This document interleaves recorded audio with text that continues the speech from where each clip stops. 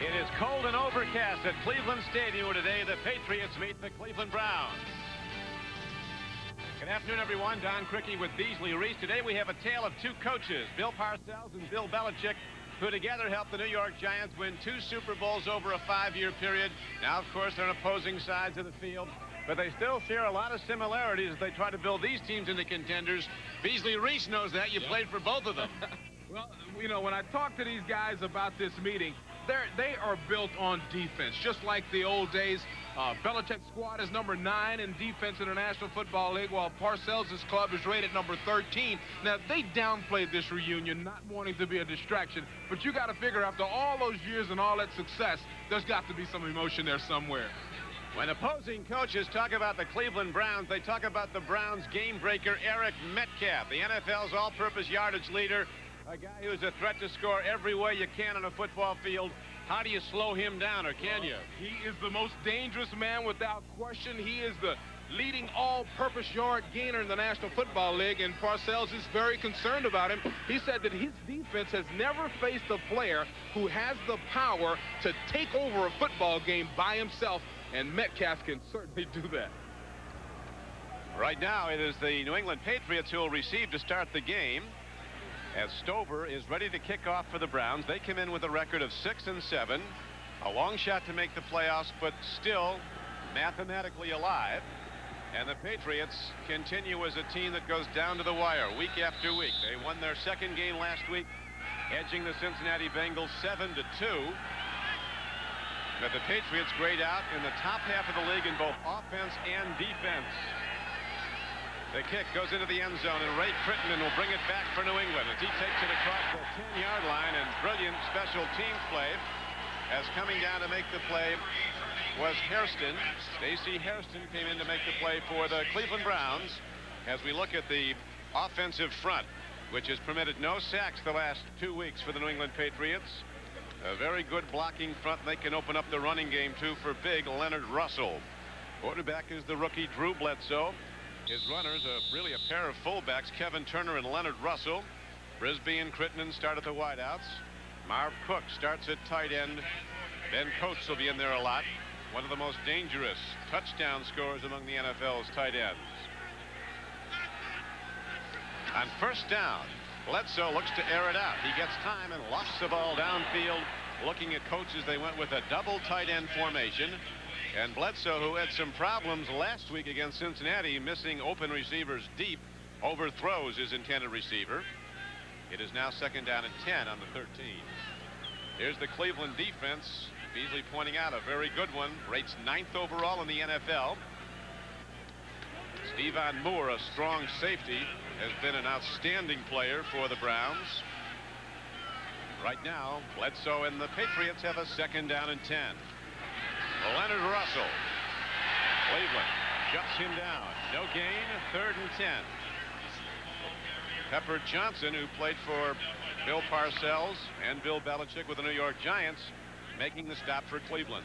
Pepper Johnson, a very emotional player. He was one of those guys on that old Giant team that got everybody fired up. And when you watch him come out from introductions, when you watch him in a huddle, when you watch him move to the ball, he's one of those guys that's all energy. And boy, you got to know he's going to want to put on a show in front of his old coach today. Pepper, a very energetic guy. He really fires up a defense. And now Bledsoe takes a look at a formation he does not like, and the Browns defensive alignment calls a timeout. And so when we come back, it will be third down and 10 for New England. Bill Parcells, not a happy coach, as Bledsoe had a called timeout. You know, he's an excitable man. He starts off the game, starts off the game a little bit upset that they have to blow a timeout that early.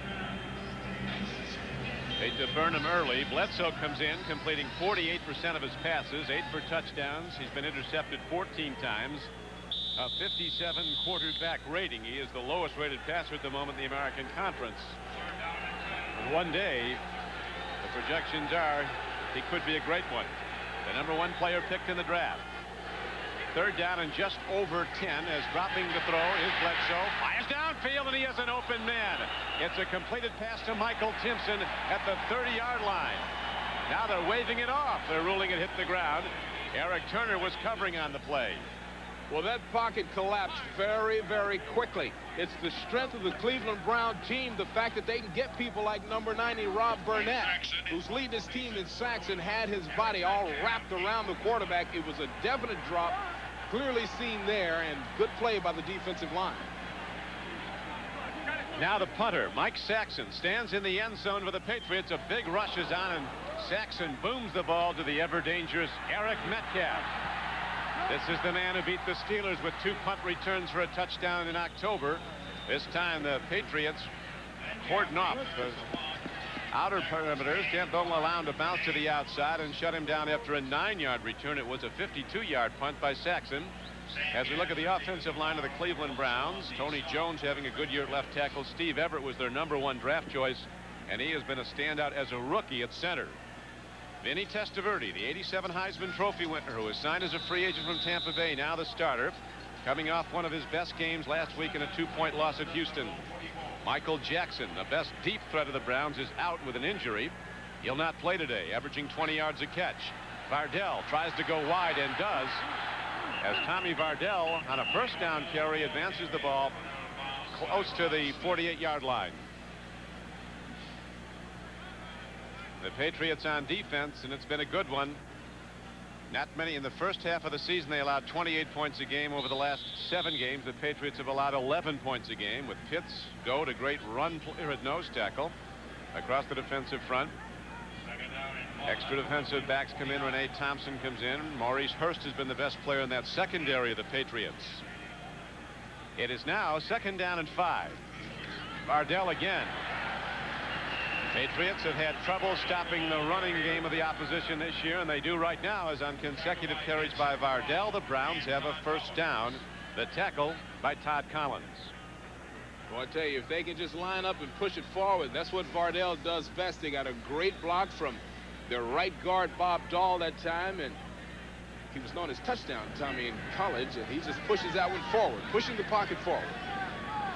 He's big enough to do that. Vardell, at 6'2", 245-pound fullback out of Stanford. He's the up back now as a blocker. Metcalf gets the pitch back. Metcalf cuts back, gets about 3 to the Patriot 43-yard line. Andre Tippett was the lead tackler along with Dwayne Sabb. Several coaches have tried to figure out the best way to use this guy. Averaging 5.1, you want to get him the ball as much as possible, but how you use him is the big question. You want to get him outside. You want to pass him the ball out in the flats and let him get one-on-one with the linebacker. The way you use him, and he's lining up at wide receiver this time. That's a smart move by Belichick. He's at the bottom of your screen. They put him all over the field. Wide left is Eric Metcalf on a 2nd down and 7 play. Testaverde gets time, runs out of it, and Vinny Testaverde is then swept under on a big rush by Andre Tippett. And he looked like he was back there busily counting the house for a while. He had so much time. He couldn't.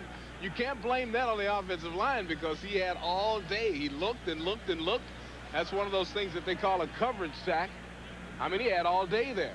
And really, that's one of those things where he saw an opening in the ground and just kind of pushed the ball forward to avoid the sack. So will go as an incomplete pass and be 3rd down and 7 now for the Browns. Ball position at the 42-yard line of New England. No score early in the game. Testaverde looks to screen it off. Throws a low ball, but it's caught. Not enough for a first down on a 3rd down 7 play. The ball is advanced on the reception by Metcalf to the 39-yard line. But Vincent Brown was right there to fall on him, and now the Browns have to punt the ball. That was classic Parcells defense. They were using a double coverage and dropping 5 guys across the board shallow, and easily made the tackle. Ronnie Harris, number 84, is the deep man for the Patriots. Brian Hansen of the Browns awaiting the snap, standing back at his 46-yard line.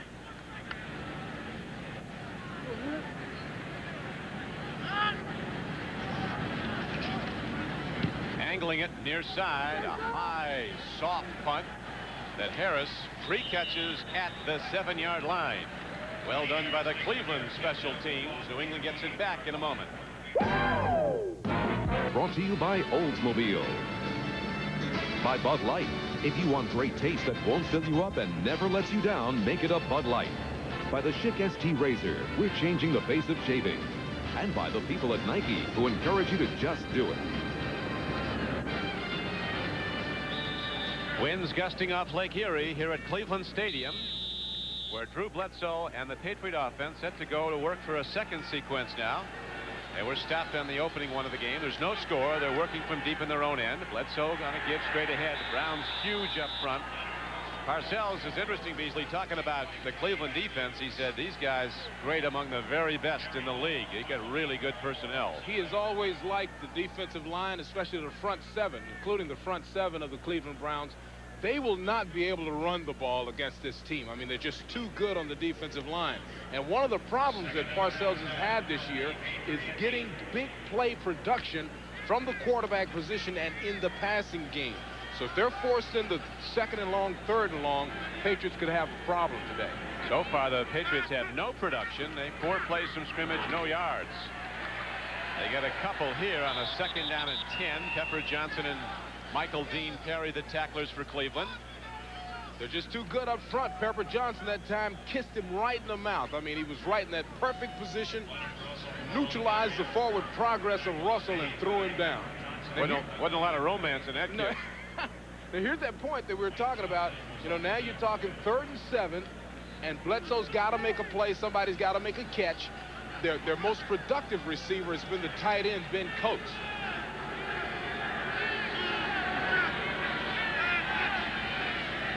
On 3rd and 7, Bledsoe lets it go long, and he has his man for a first down. As Vincent Brisby, with a fingertip reception at the 30-yard line, advances it still more out to the 33.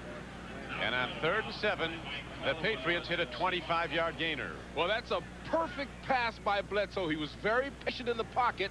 People talk about the gun that he has, but look at the touch, dropping it over the best man-for-man cover guy on the team, Najee Mustafa, number 48. That's a great throw by a young quarterback. And a good catch by Vincent Brisby, his 34th of the year. Bledsoe takes a look again. Here comes the rush. Triggering it downfield, and he does the smart thing. He throws it away because nobody was open. Big rush by Anthony Pleasant. Now let's go to NFL Live in New York and Jim Lampley. Jim?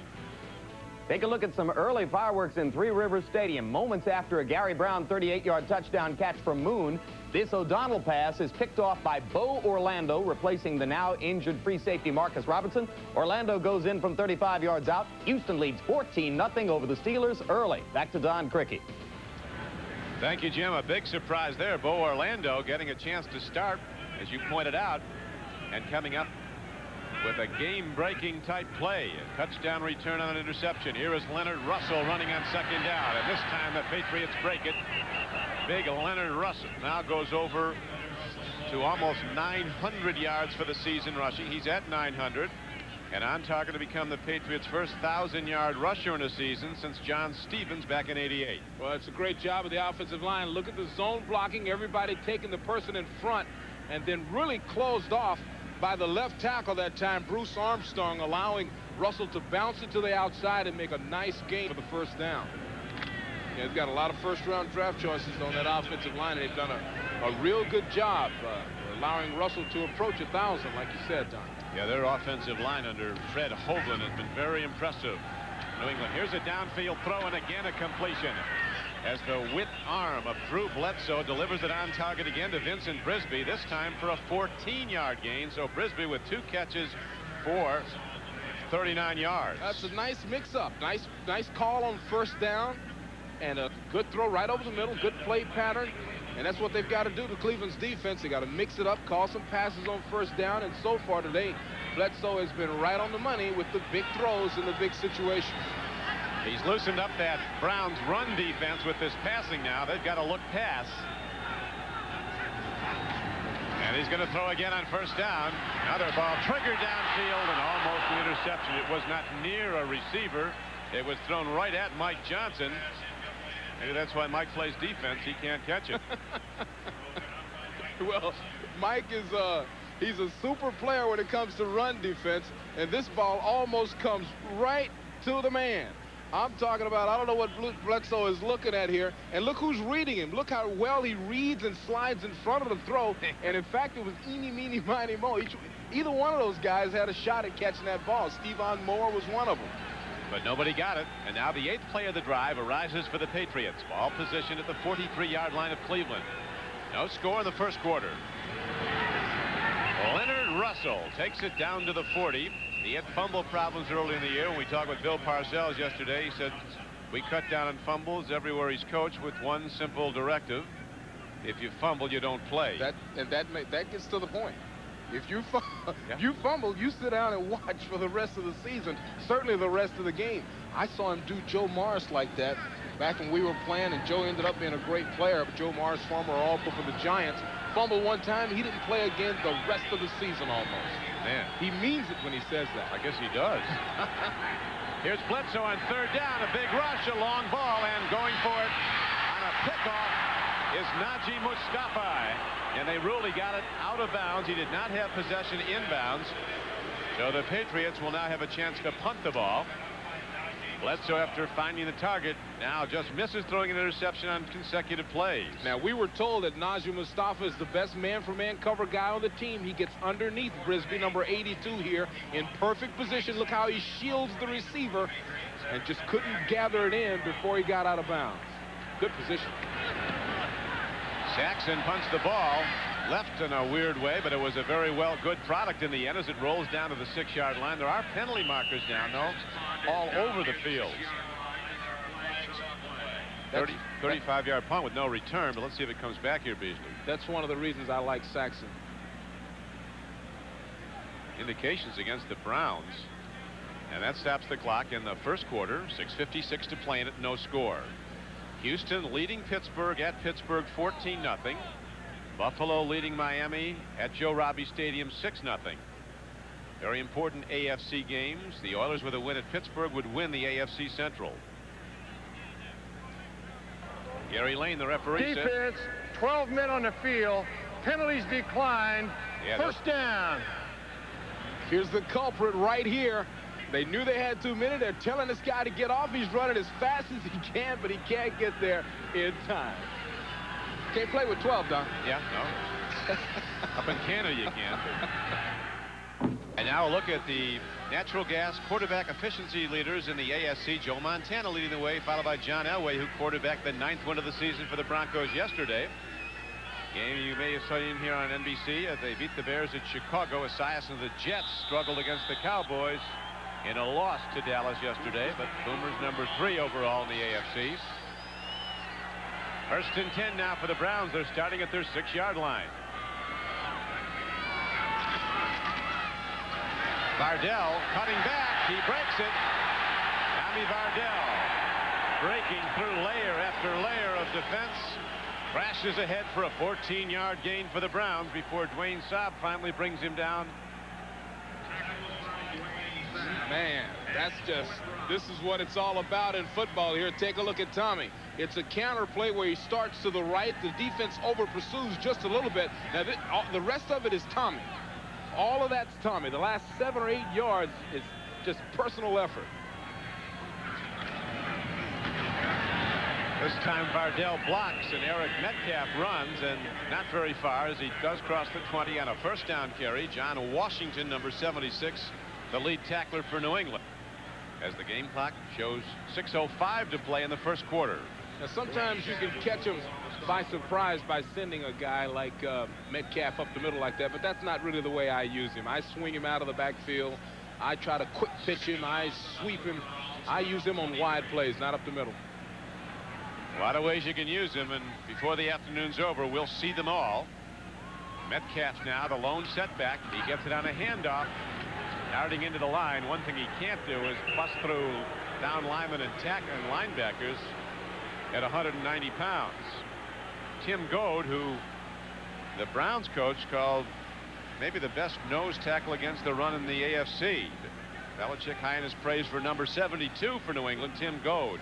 And that's one of those jobs that you don't want your child to grow up and do. I mean, you give very little praise unless somebody really knows the game, like you just pointed him out, Don. But usually you just get beat up by people right there in the middle. When the career's over, Tim's going fishing. He wants to be a professional bass fisherman. A lot of money to be made there if you're good at it. Here's Eric Metcalf taking it across the 30, and he looks to have a first down for Cleveland. On a 3rd and 3 play, he's ahead for 3.5. And the Browns move the sticks and get 4 new downs.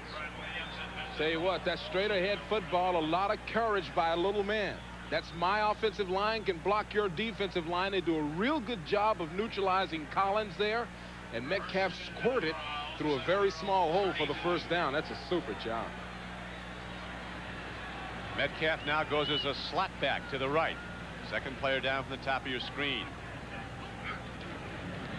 Give goes no fake to Vardell and a throw to Eric Metcalf, and he's ahead for a gain of about 8 yards out to the 38-yard line.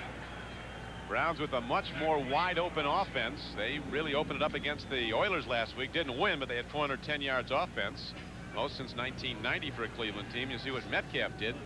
Got 5 for over 100 yards. And look at the average, Don. 20.2 per catch. That's beautiful. And now we have 2nd down and 4 coming up from the 38-yard line of Cleveland. Cincinnati's gone in front of the Los Angeles Rams 3-0.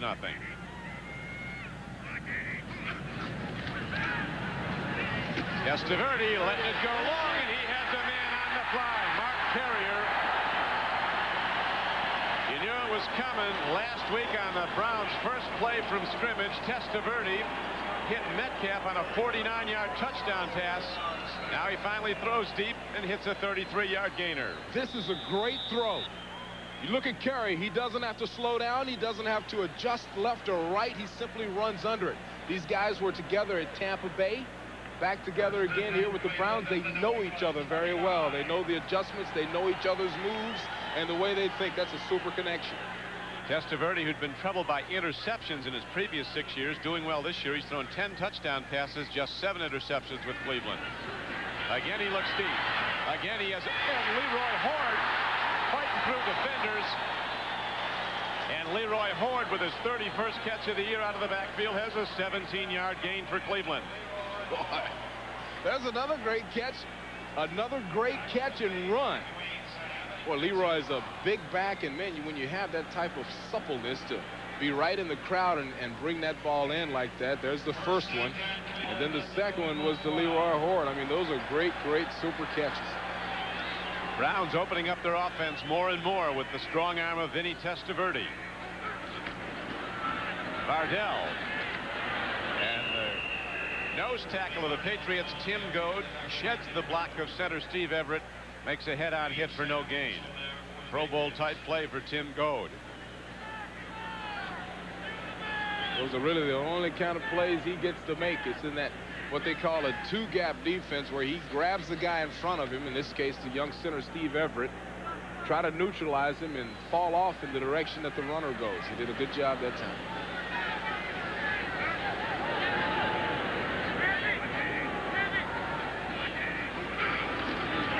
Pitch back. Metcalf. Spinning. Juking. Doing everything he can to salvage something, and he does. He got ahead for a gain of 3 yards. Boy, you can see how churned up that ground is, and Metcalf just did his part, churning it up a little bit more. Like you said, Don, spinning, churning, doing whatever he can do to make a play. This is the way I use this guy. You see the footing coming up underneath him just a little bit. Look at those moves. An exceptional athlete. He was the NCAA long jump champion at the University of Texas. Long jumped almost 28 feet. It's 5'10".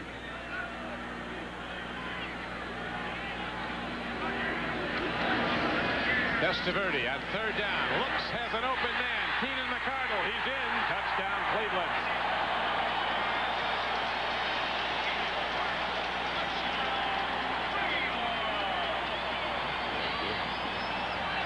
Browns looking awfully sharp on that drive. Been tough to score touchdowns on the Patriots of late, but the Browns drive it right down. That was another great, very, very good patience by Testaverde. He has been excellent on this drive. They flooded 2 people out to the left of the touchdown catching Cardell. That's McCardle. Just a super throw by Vinny. This guy has had 3 strikes right on the money. extra point is boomed up and through by Matt Stover, and the Browns will kick off when we come back.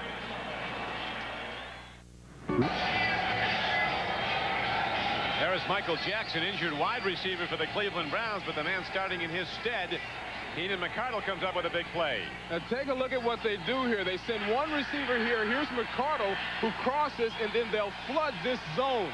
And it really works well. Watch a lot of receivers come to your left. There's the two crossing receivers over the middle, clearing the way for Keenan McCardle to make a super catch and a touchdown. Well diagrammed, Beasley, and Testaverde well thrown. He hit 4 of 4 for 66 yards on that drive. Boy, he was sharp as a tack. I mean, putting the ball right on the money, Mr. Testaverde. And the coaching staff was telling us how he's played very, very well since he's been a member of the Cleveland Browns. He has all the goods. 6'5", 215 pounds, out of Miami of Florida. As we mentioned, the '87 Heisman winner. And the Browns with a very impressive drive. He sets up a lot faster than Kozar could before he left for Dallas. That's one big advantage Testaverde has, is his mobility, in addition to a gun arm. Now the ball is run back by Ronnie Harris. He's out to the 28-yard line. 18-yard return. Another catch. There's one foot in, and the other foot is questionable, kind of half and half, it appears. But look right here. There's the man responsible for making the call, and he has the perfect vantage point. Maybe not that perfect way to look back. There's Mark Carrier, drafted by the Tampa Bay Buccaneers, having a great time here in Cleveland, reunited with his old quarterback.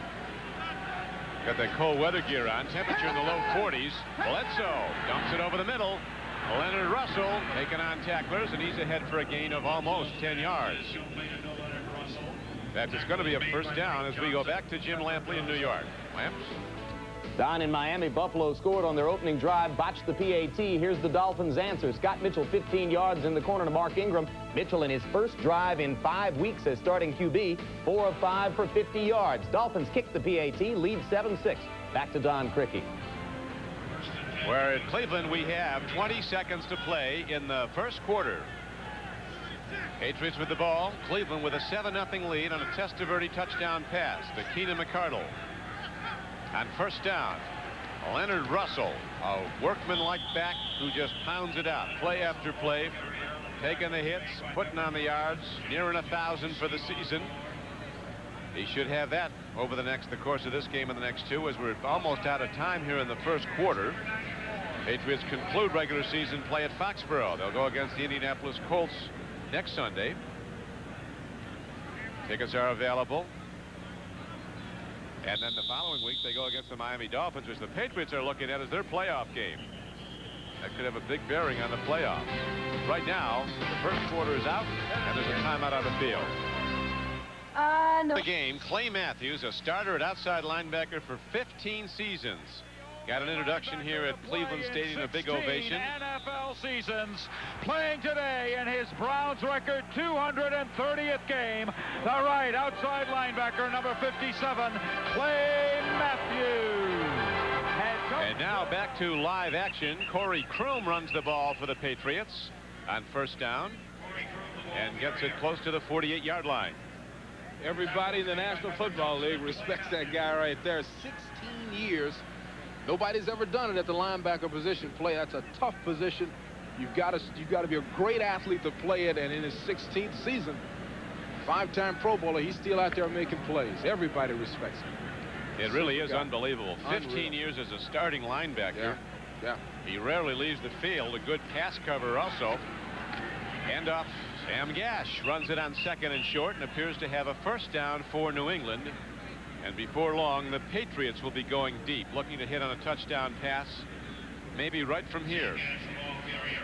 There's the guy with the arm to do it. That Sam Gash, and Kevin Turner. Those are two good fullbacks that Bill Parcells has the luxury of employing. These guys block well, they run well. That was nothing but straight power, straight ahead for the first down. There's Kevin Turner over on the sideline waiting his turn to play. Two good ones, interchangeable. Yeah, the Browns coach is very complimentary, particularly their ability to block Gash and Turner. Bledsoe looking deep. This could be it. There's a lofted ball, and he's got a little bit too much on it for the streaking Michael Timpson. Selwyn Jones covering, but not very well. Timpson had him beaten. Bledsoe couldn't find the mark. Well, Drew's got to be upset with himself after that throw, because the receiver was open, and Drew can hit anything. I mean, that's just one of those growing things. It's young quarterback, and that's where they've been lacking some of the big play production, although Drew's hit some good shots today, and he's hit some good shots this season. Boy, people marvel. What they love about him is his delivery. Big-time throwing motion. That was one of Parcells' laments when we talked to him yesterday. We've not been able to make big plays in the passing game, he said. There's another one downfield. Not close. No penalty call. Woo, here one comes in late. The receiver got clotheslined. Corey Kroom by Stevan Moore. Just a little hook, a little bit, a little bit early by Stevan Moore. He'll come from the right side of your screen and kind of reach over the top. Let's see who that is. That might not be Stevan. Was that number 27? There he is right there. He says it wasn't me. He just got a big new contract, Stevan Moore. Those guys make a lot of plays. Stevan Moore. He really makes them. Yeah, he's got well over 100 tackles for the season. Well, most recent play, not one of his best, pass interference. But Moore, who came in here as a free agent, just signed a contract, or it's just being finalized for about $1.4 million a season. Belichick said of him, I don't know where we'd be without him. That's how good he's been. Well, he's been all over the field. They've got a good duo back there, Turner. Pass interference, defense, spot foul, first down. So the Patriots get a first down, and they drive on with 13:33 to play in the first half. Well, this is that spot on the field, Don, where you take a shot. Now, Parcells is a conservative player, but right now, Bledsoe's got enough room to try to throw it down there, maybe hit Big Ben Coates. Browns with a very formidable pass rush. Both defensive ends have 8 sacks. Bledsoe looks, throws, and he gets his man. It is Corey Kroom again out of the backfield, as Bledsoe, learning as he moves on in his first year in the National Football League, makes the read progression. Looked at one wide receiver covered, another covered, and went to the swing out back to get him. Now, that's the second time in the course of this football game that Bledsoe did something that Parcells said he's had trouble doing, and that's finding the check down receiver when the big play receiver is covered. See him look, and then find his check down, Corey Kroom, the easy little throw right over the middle. And it's a first down for the Patriots. Oh, there's the gun. And what a... There's the gun. Snaps off a fastball to Vincent Brisby. 12-yard gain and a Patriot first down to the 10-yard line. That's why everybody says the guy's going to be great. I mean, we saw the touch throw to Brisby earlier. Now, this is a fastball. I mean, this is no changeup. That was like a zoop right in there to the chest. Perfect throw. The other arm like that in the league right now is Indianapolis, Jeff George. Absolutely. Bledsoe looks into the end zone. He fires, and Kroom can't hold on. Almost to score. It'll be second down and goal. The linebackers aren't covering Corey Kroom right now, Beasley. Well, he threaded the needle. I mean, this should be a touchdown, and here's the perfect look at it. This will be like you're the receiver here. Look at that. That's on the money, right in the end zone. I call that split personality. He saw one of those linebackers out of one eye, and he saw the football out of the other. Broke his concentration just a little bit for Corey Kroom. But you have to feel they're going to be going back to that. Kroom has been consistently open on the over-the-middle patterns out of the backfield. Pitch back to Kroom.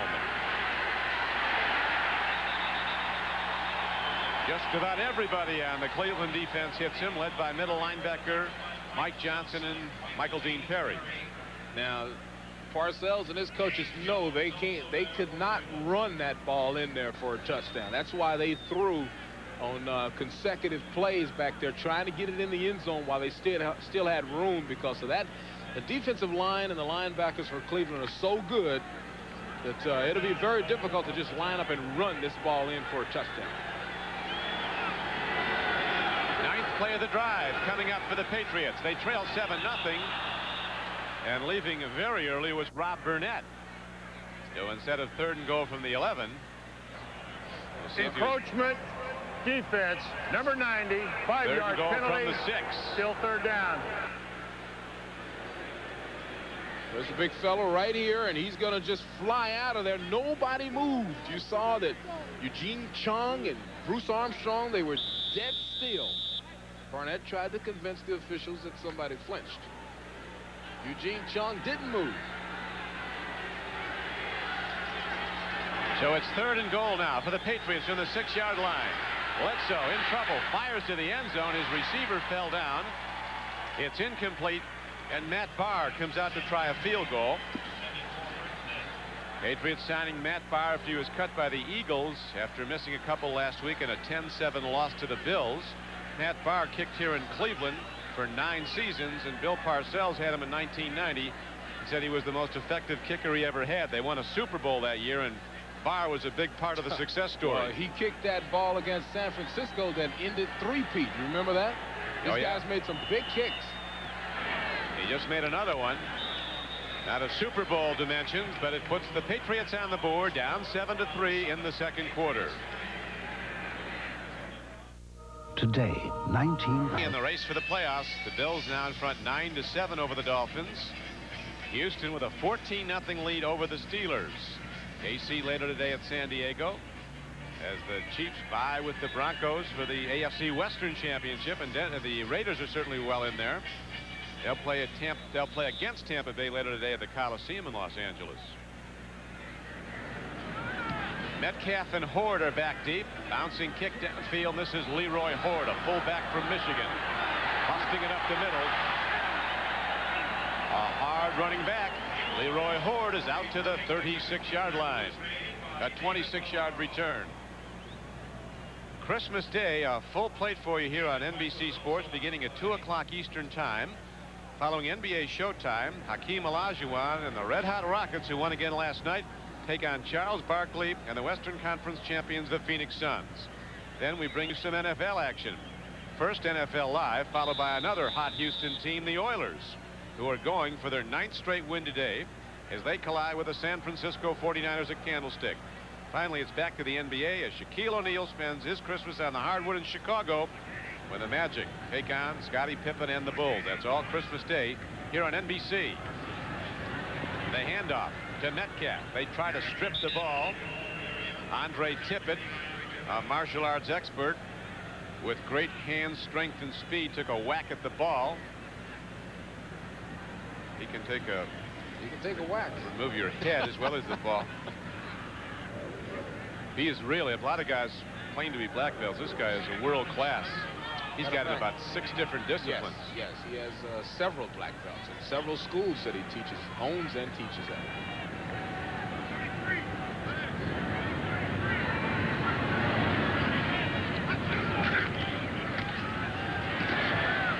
Bardell runs, and then the referee from way off the play fires in a penalty marker. Vincent Brown and Todd Collins, the middle backers, inside backers on the stop for the Patriots.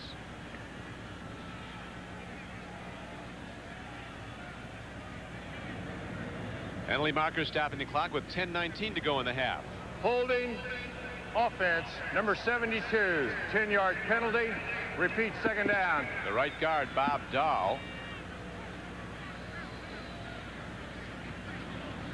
Bob Dahl is 72 on the right side right here. You see him trying to hold on right there. You saw him holding on to Tim Code just as he fell off the block, and that's a good call by the referees.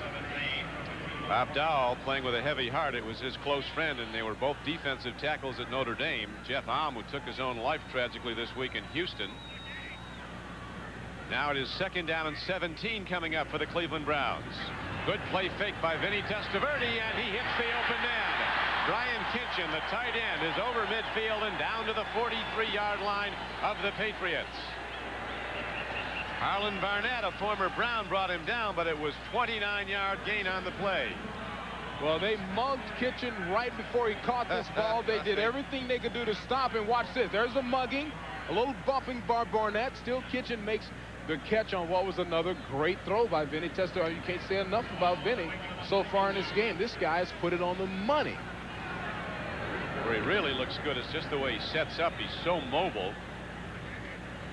He was projected to be a superstar when he came out of Miami. Maybe he'll realize that here in Cleveland. And come to greatness as Vardell runs and Goad stops him. One thing that's interesting, all the Bernie Kosar shirts, I don't think they're selling like they were. There's not any in the stands today anyway. Well, it takes time, and time heals all wounds. A lot of people are starting to be more comfortable with Vinny now, and if he plays well, that'll count. There we go. See?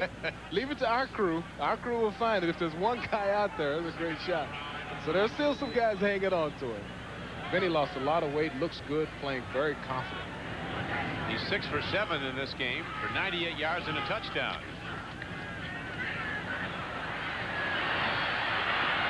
He does the right thing, throws the ball away. Nobody was open, and the rush was on. See, that's an athletic move that Bernie might have had trouble with. Penalty marker now in Beasley after the play. Signals against the Browns. Maybe a man was downfield.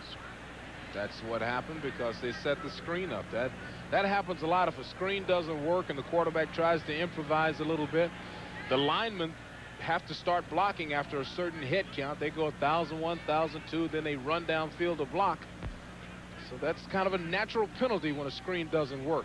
Another point, Vinny utilized that new rule this year, ran out of the tackle box and then threw the ball away, and that's the reason there was no intentional grounding penalty. Vinny's parents have been in town this week. His dad gets too worked up, can't watch him play. He watches him practice during the week, and then at 1 o'clock on Sunday, he goes to church for the duration of the game. Well, you can help them. I mean, you can do worse things than that. You can help there a lot. Ineligible. Downfield. Penalties decline. 3rd down.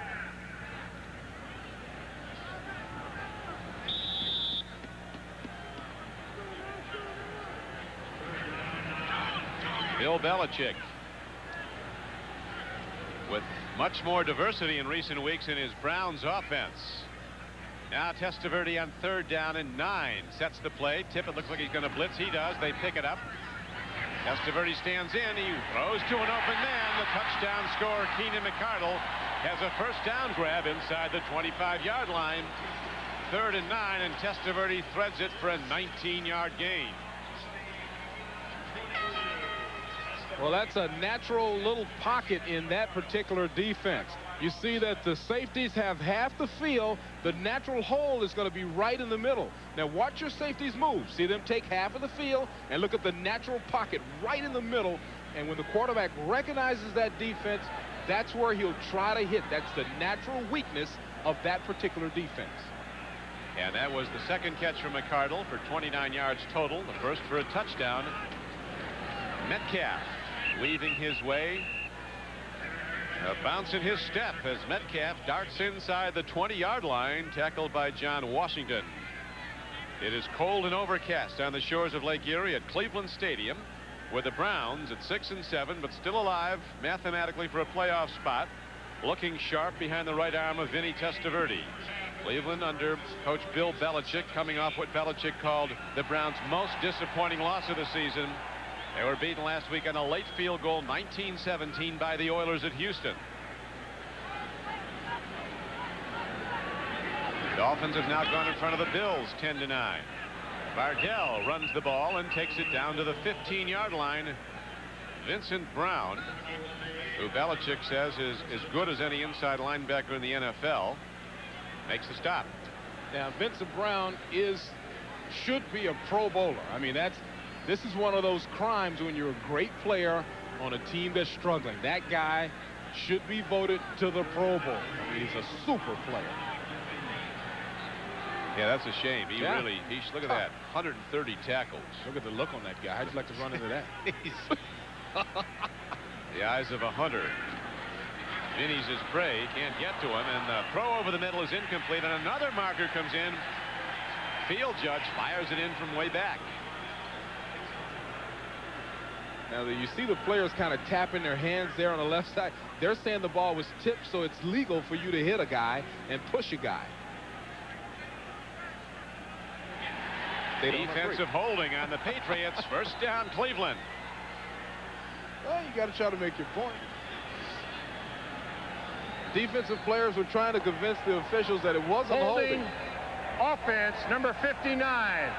Because the ball was tipped, has no regard on holding. 5-yard penalty, first down.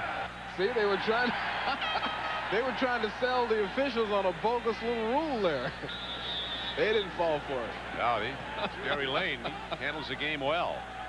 And it's now first down and goal for Cleveland. Browns leading 7-3, 6:20 to play in the first half.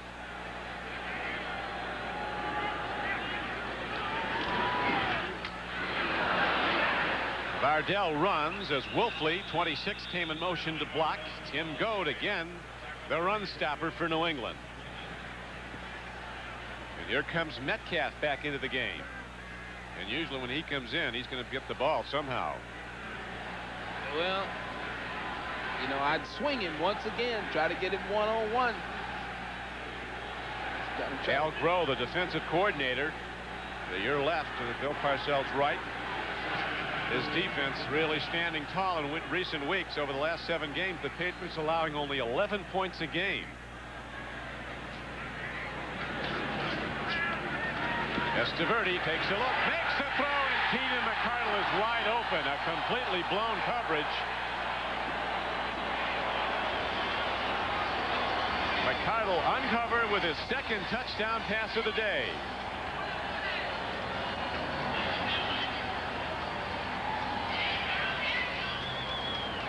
These, you're a defensive back. What went wrong here? That never happened to me. Here he is on the outside out here, and nobody, because of the zone principle, that's the reason Hurst let him go. The free safety should have been there. I mean, that's the spot where the free safety should be standing. That was unbelievable. Hurst and Brown have been the Patriots' 2 best players this year. Now, playing in the middle of the field that time was number 28, Dion Lambert, and he was nowhere near him. The extra point hit up and good by Matt Stover. Things are worth the price. By the Citizen Watch Company, because Citizen is how the world tells time. By Wendy's old-fashioned hamburgers, the best hamburgers and a whole lot more. And by Hertz, for business, for pleasure. Nobody does it exactly like Hertz. Now, I blame that touchdown on Dion Lambert, but I believe he's covering the tight end. I'm thinking now that it could be the corner that inadvertently looked and thought Vinny was coming to the left with the ball and let him go just at the last second. But these defenses are so complicated today, it's hard to blame anybody. Let's just say that the defense broke down. Ronnie Harris now runs back the kickoff. Takes a big strike at the 15-yard line and goes down there. And we'll be back in a moment. Finally, there's a team. Bills, a pivotal AFC East encounter. The Jets are striving to fly high and land in the playoffs as Esiason and company look to lower the boom on Buffalo. But the Bills are in the thick of the race as well and need this one to continue their surge towards the postseason. Division rivals collide next Sunday on NBC. Next Sunday, NBC Sports presents more NFL action beginning at 12:30 Eastern Time with NFL Live. And many of you will see the battle between the Jets and the Bills. Also, the Browns go against the Rams next Sunday. Check your local listings. As Bledsoe throws, it's an open man, the tight end, Ben Coates. And when we talk about opposing defensive coaches talking about Metcalf of the Browns, opposing defensive coaches talking about the Patriots offense, talk about Ben Coates. Some people think he's as good as any tight end in the league right now. He is developing into one of the best receiving and blocking tight ends in the National Football League. He's leading this team in receptions with 42 this year, and just after the catch, you saw how fast the guy can run. He's a super player. We've seen some 40, 45-yard runs by that guy after the catch. Bledsoe gets some time, takes a look, fires downfield, but he's much too high. And there's also a penalty marker down. There might be a holding call against New England. Well, some of the defensive players for Cleveland are looking like saying, what did I do? Oh, they roughed the passer. Bill Johnson, number 94, was standing there saying, what did I do? First down, I don't know Patriots. if he did it or not. Personal foul, roughing the passer. Number 94, blow it ahead, 15-yard penalty. Bill First Johnson, down. number 94. Big defensive lineman from Michigan State. Here comes Bill in late right there, and that's just a head in the chest with the head down just a little bit. Bill tried to plead his case at the end, but they caught him. It's a big man, Bill Johnson. Yeah, that's a lot of man to be running into your chest with a helmet. Bledsoe up and all right and ready to throw again on first down. Long ball. Beautifully done, but out of bounds, unfortunately, for the Patriots as Michael Timpson tight roped the sideline. Well, we're seeing the passing game open up, and it's, believe me, it is not by choice. Now, take a look at the coverage. It's just as Rod Smith running stride for stride in pretty good position. Tell you, that's the only place that the ball could have been thrown would be toward the sideline and over the shoulder. That time out of bounds. That was Selwyn Jones on the coverage, number 22. And that brings up second down and 10 for New England. Browns in the lead, 14-3.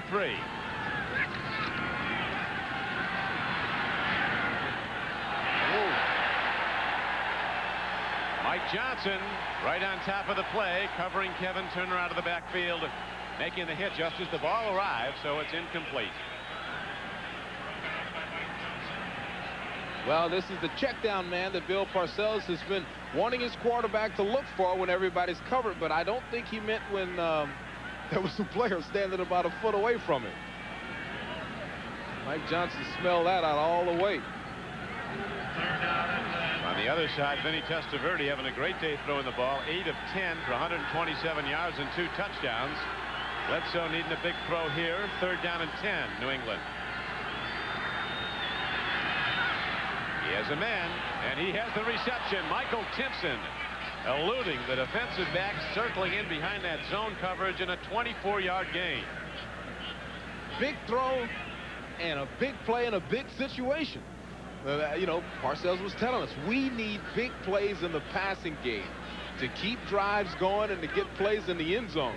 Now look at Timpson. It's called a post corner route. He'll lean to the inside and then bounce to the outside by Ray Hilliard on the coverage, number 39, and he beats him completely. So the Patriots drive on, down 14-3 in the second quarter. Bledsoe pump faking. He wisely throws the ball away just before he's leveled. Browns getting a consistent rush. Patriot quarterbacks have been tough to sack. They've only allowed 22 sacks all season, New England, one of the low totals in the league. This is such a smart play by a young quarterback. This is one of the things that you have to tell a quarterback over and over again, especially a young guy. If we're having success, we've got a drive going. Just do the smart thing. Throw it out of bounds. Throw it into the ground. You know, don't throw it up there for grabs. And he made a smart decision that time. Last year, the Patriots allowed 65 sacks, only 22 so far this year. Here's a throw and a catch. Ball on the field. It's a live ball. Selwyn Jones on the run, and he's out to the 40-yard line. Now they're waving it off for saying incomplete.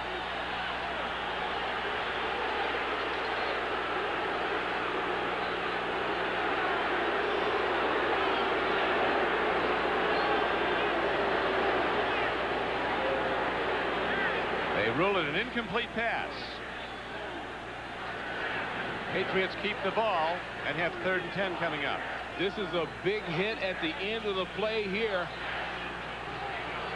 That was Stevan Moore, number 27, coming in, lowering his shoulder. Look at him lining him up. Tell you, that looked like a catch. No turnovers so far in this game, but it's been very close a few times. Bledsoe under an all-out rush. They came with a safety blitz. Dale Spear, number 43, coming in and legally spearing the quarterback that time. That's just boy, that's a great call. There's Clay Matthews, 57, forcing inside. And look at Spear coming in. And also Stevan Moore blitzing down the middle. Second. And with 4th and 10 coming up, there's Nick Saban, defensive coordinator for Cleveland. With 4th and 10 coming up for New England, the Patriots are keeping their offense on the field with 3:28 to play, and the Browns in the lead 14-3. And the Patriots are going to punt the ball. They kept their offense out. This now sent out their punter, Mike Saxon. Browns in the lead 14-3 with 3:28 to play in the first half. High punt, nicely done by Saxon if the Patriots can down it. And they will. Look at this. They'll down it at the 2-yard line. So the Patriots, who have struggled a bit on special teams this year, get an excellent special teams play. 34-yard punt that's knocked stiff and dead at the 2. That's what I like about Saxon. He's a guy that will give up the yardage to try to down those balls. 2 good punts by him. 2 weeks from now, on New Year's Day, NBC has a day of college football bowl action you'll want to see from start to finish. Beginning at 1 o'clock Eastern time is the IBM Fiesta Bowl. It kicks things off with Miami taking on Arizona. Then number 4 Notre Dame goes against number 7 Texas A&M in the Mobile Cotton Bowl. And finally, the matchup, number 1 Nebraska takes on Heisman Trophy winner Charlie Ward and the number 2 ranked Florida State Seminoles for the national championship in the Federal Express Orange Bowl. New Year's Day, be with us. NBC Sports starts it all at 1 o'clock Eastern time. Hand off to Eric Metcalf. He gets some little room out to close to the 7-yard line, tackled by Brown and Collins, the middle backers. Pretty amazing, isn't it, Beasley? You got Nebraska rated number 1 in the country, a 17-point underdog against number 2. What's going on here? That is. Are we missing something? We are missing something there, huh?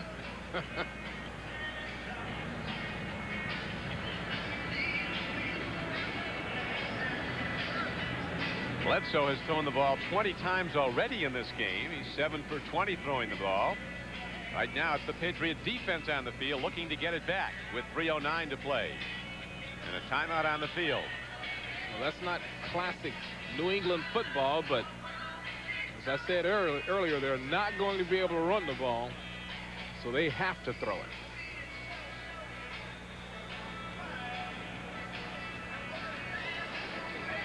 Halftime, we'll be going to New York for the Domino's Pizza NFL Live halftime report with Jim Lampley and Mike Ditka. They'll have all the scores and stories and an updated look at the playoff picture, which is coming a bit more into focus. Tim Golden looks like a football player, doesn't he? That could be a poster. Second down and 6 for the Browns on their own 7. Our heel from North Carolina. Yeah. One of the lightest nose tackles in the NFL and one of the quickest.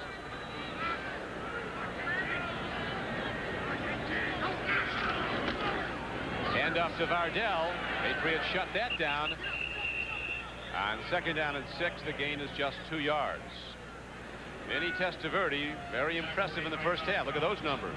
2 touchdowns, no interceptions. That's the problem that he's had throughout his career, is interceptions. But he's played very well here in Cleveland. Lost a lot of weight, very slim. And Coach Belichick was telling us this guy has done a great job. I mean, they are so happy to have him. And they're going to hang their hat on Vinny Testaverde. Well, you figure he's the number 1 player picked in the entire draft in 1988. He had to get out of town. Too many bad things happened for him. Down in Tampa? Yeah. You played down there for a while. Yeah, sure fan did. pressure was tremendous, or? It was just things got so negative. I mean, every time he'd go anywhere, people would boo him and talk about him. So this move to Cleveland has been just like, it's been a second chance and a breath of fresh air, and he's taken full advantage of it. Well, Parcells, who assesses the Browns, said this team is not far away from being real good, and Testaverde could be the final piece. Next Saturday, a lot of action here on NBC Sports as we kick it off with NBA basketball at 2 o'clock Eastern time on Christmas Day. Following NBA Showtime, Hakeem Olajuwon and the Red Hot Rockets take on Charles Barkley and the Western Conference champion Phoenix Suns. Then we bring you NFL action. First NFL Live, followed by another hot Houston team, the Oilers, as they meet with the San Francisco 49ers. And finally, it's back to the NBA as Shaquille O'Neal spends his Christmas on the hardwood in Chicago when the Magic take on Scottie Pippen and the Bulls. That's all Christmas Day here on NBC Sports. 3rd down and 3 coming up.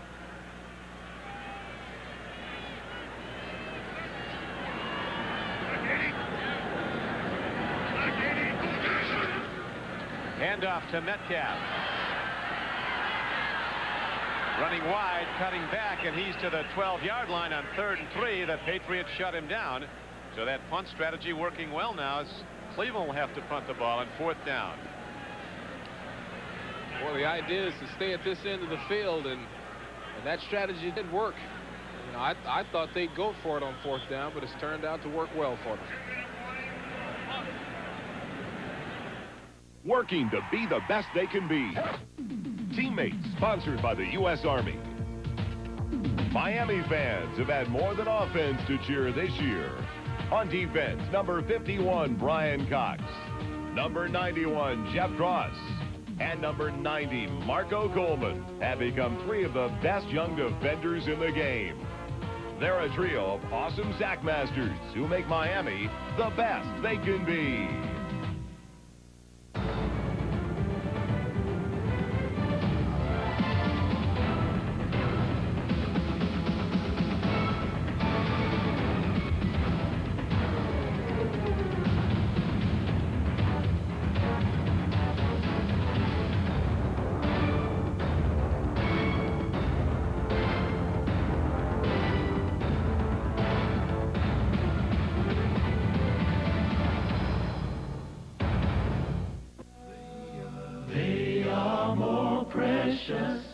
than gold. Sweeter than the honey. They are more precious than gold. They make wine. With 3 hours of breathtaking picture and sound on a single tape, an instant playback at the touch of a button, nothing portrays the moments that color our lives like a Sony Handycam camcorder. It's your life. Isn't it worth a Sony? Back at Cleveland Stadium, Don Criqui with Beasley Reese. Last week, the Browns had the most offense by a Cleveland team, 410 yards in 3 years when they played the tough Houston Oilers. And today, Testaverde's keeping it up. This guy looks good. Boy, he has been sharp with every throw has just been really, really good. He looks confident. He's playing with a lot of confidence, and that's what they were looking for. Very, very important, Beasley. He's really happy to be here and away from Tampa. Well, it's a fresh start for the guy, and he has taken full advantage of it. Yes. Ronnie Harris is back deep now for New England, standing at his 45-yard line. Brian Hansen, end over end. Harris will field it. They set up a return right. Ronnie Harris is inside the 30-yard line, and there are no markers down as the Patriots set up a picket line of blockers to the right side, and Harris, after a 36-yard punt, sprints it back on a return of 22 yards. Boy, this is a gutsy catch. First of all, running right into the teeth of the coverage. When you get past that first wave, you can do some great stuff, and he got clearly through it. Good, smooth running, a nice stride, and a great return. Lewis Riddick finally caught him, but the Patriots in good field position now with 1:49 to play in the first half. The continuing speculation about who's going to own the Patriots. James Orthwine, the present owner, has the team openly for sale, and there's speculation it could be sold within a month.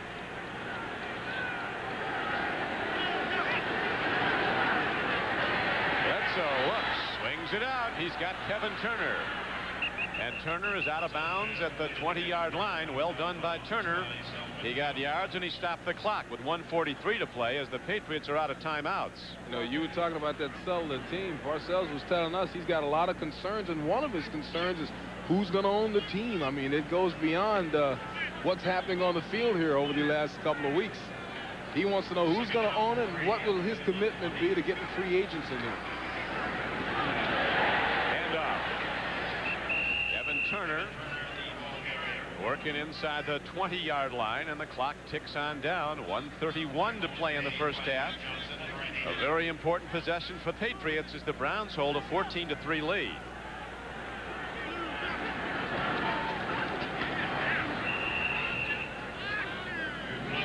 Third down dive, and Bledsoe gets the first down. Great faking by the wide receivers. They all ran deep patterns, and Bledsoe took it on a quarterback dive. He downs the ball with 1:09 to play. Loses it down, but stops the clock. Boy, that was a smart play. They made all the linemen drop back like they were going to pass block. Bledsoe able to sneak up for the first down.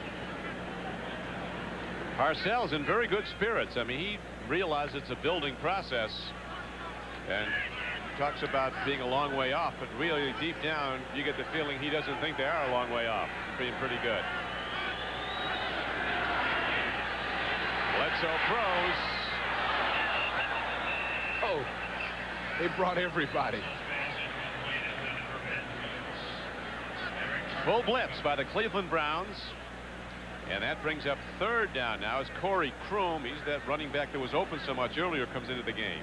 There's about 8 people blitzing there. There's Stephon Moore, number 27 on the left side of your screen. He's a safety. He was blitzing. They brought everybody. Bledsoe had no time. Nick Saban calling out the defensive signals. Third down and 10. Here come the safeties up to blitz. Bledsoe looks, throws. He's got a man. And all the way down to the 5-yard line. And apparently enough for a first down. We'll see where they mark the ball. Is Michael Timpson. That was a great execution by Drew Bledsoe against a full blitz. That's what they do to young players. They blitz them in big situations, hoping that they'll make a mistake. Bledsoe didn't see it quickly the first time. The second time on back-to-back blitzes, he saw it well and delivered the ball perfectly. The official makes the spot, and they're going to have to bring the chains across to see if he did get a first down. Michael Timpson with a big play combining with Bledsoe. He didn't get there. Man, that's fast.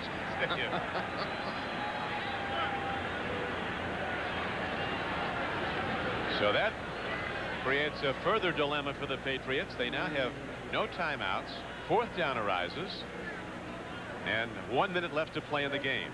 At Barr, who hit his first try today, he is replacing for today Scott Sisson, but Parcells still has hopes of a great future for Scott Sisson in the NFL with the Patriots. To take some of the pressure off him, he wants Barr here not only to kick down the stretch, but also to work with Sisson. Here we go, 4th and about an inch. This is what it's all about. Timeout, though, by Cleveland. Patriots fans can't take too many more of these 4th down all-important plays like the one they had at Pittsburgh. Final play of game, over the top, and Bledsoe, and the ruling of the linesman was an inch short. Boy, that play was so close.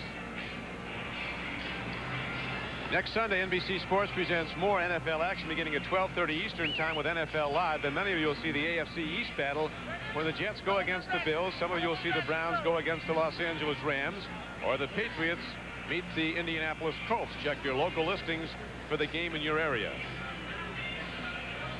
Bill Belichick, who coached for 8 years under Bill Parcells with the New York Giants, first the linebacker coach and defensive back coach in 1990 when the Giants won their second Super Bowl. They did it primarily with defense, and Belichick was the defensive coordinator. They are good friends. They talk on the phone, Bill Parcells and Bill Belichick. They've spoken a few times this season, but they spoke a lot back when Parcells was an analyst for us here at NBC. Belichick used to call him a lot for advice. We'll see what advice he's given Drew Bledsoe on a 4th down try. Play fake. They throw. It's a touchdown for New England. They gamble and they win, and the Patriots swing the ball out to Kevin Turner, and the Patriots are right back in the game with 56 seconds to go in the first half. You know, I wonder if that timeout by Cleveland didn't give Bill Belichick and his guys just too much time to think and come up with the perfect play. Good call. That's right. Patriots were out of timeout. They had time to put into play, looking to win. They risk a 4th down throw, and they score. Now Barr's on the field to try the point after, which he drills through. And all of a sudden, it's a 14-10 game with still 56 seconds to go in the first half. So Vinny Testaverde has time to possibly do some damage. When you talk about calls, this is one of the all-times, and I still contend that Cleveland never should have called that timeout. Just a super call. Kevin Turner slipping out of the backfield. The Browns obviously expected them to try to stuff it up the middle or stuff it off one of the tackles. And Parcells gets exactly what he wants. No timeouts. The Browns give him a timeout.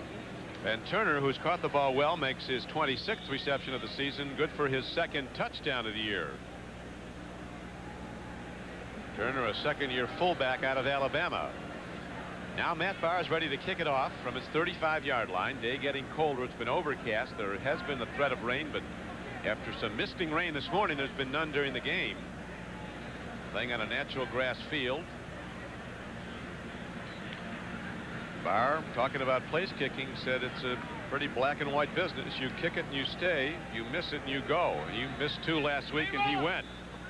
Metcalf and Randy Baldwin are now back for the Cleveland Browns. Well hit ball downfield. Metcalf backpedals to the end zone and he'll down the ball. So Barr delivers a touchback kickoff. And the Browns will start from their 20-yard line, 1st and 10. Here's a guy that can put it a long way in a hurry, Vinny Testaverde. Especially against the defenses that the New England Patriots like to run. They like to run those double zones that I diagrammed for you earlier. And there are some natural big play possibilities against that defense. It's hard to run against it, but you can hit fade routes up the sidelines, and you can hit balls right down the middle of the field. And as I look out at the safeties for New England, they're lining up in a pre-snap read in that exact defense. So if they throw against it, look for it down the middle or up the sidelines. We'll see as first down now. The first down snap coming up. Testaverde looks at Metcalf, swings it to him. He'll dance out of bounds. Browns making a critical error last week just before halftime at Houston. When on a pass play down to the 5-yard line, he didn't get out of bounds and were unable to stop the clock and never got off a field goal try that ultimately would have been enough to win the game. They lost by 2 in the end. Belichick, how much does he have to do with the offense, Beasley? He's got a lot to do with it, but he calls those plays by committee. He's got people who, you know, they kind of discuss each play. They don't have an offensive coordinator, but they discuss it and call it as a group. Handoff. Metcalf picks up a cloud of dust and goes down at the 26-yard line as the Browns let the clock run now. It's down to 40 seconds to play in the half. Fans didn't like that. If you could hear them booing, they want to see some. They want to see some one of those long throws and try to get down at least in field goal range. So they're a little. You can hear them now.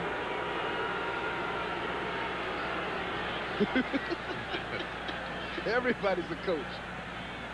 Yeah, everybody wants a home run ball. And Vinny Testaverde doesn't look like he's going to throw one as he downs the ball. Brown fans boo the call, but they like the results of 2 quarters of play as Cleveland holds to a 14-10 lead. Coming up next, Jim Lampley in New York with the Domino's Pizza NFL Live halftime report. Here in Cleveland, it is the Browns leading the Patriots 14-10. This is the Domino's Pizza NFL Live halftime report. The targets, you know, with his big gun, Michael Jackson out of the game today with a sore knee. Number 87, Keenan McCardle, has been the guy. This is his 2nd touchdown as he slips in behind the Patriot defense to score. Testaverde has been super. And then the Patriots gambled when they had to. 4th down and inches for a first down. Time running out in the first half. Bledsoe play fakes and throws to an open fullback, Kevin Turner, for a touchdown. And they had no timeouts left. The Cleveland Browns, I think, mistakenly helped them out by calling the timeout, giving Parcells time to, you know, think about it and call the play that really worked well, getting them a touchdown. And right now we take a look at the Coors Light Silver Bullet halftime statistics.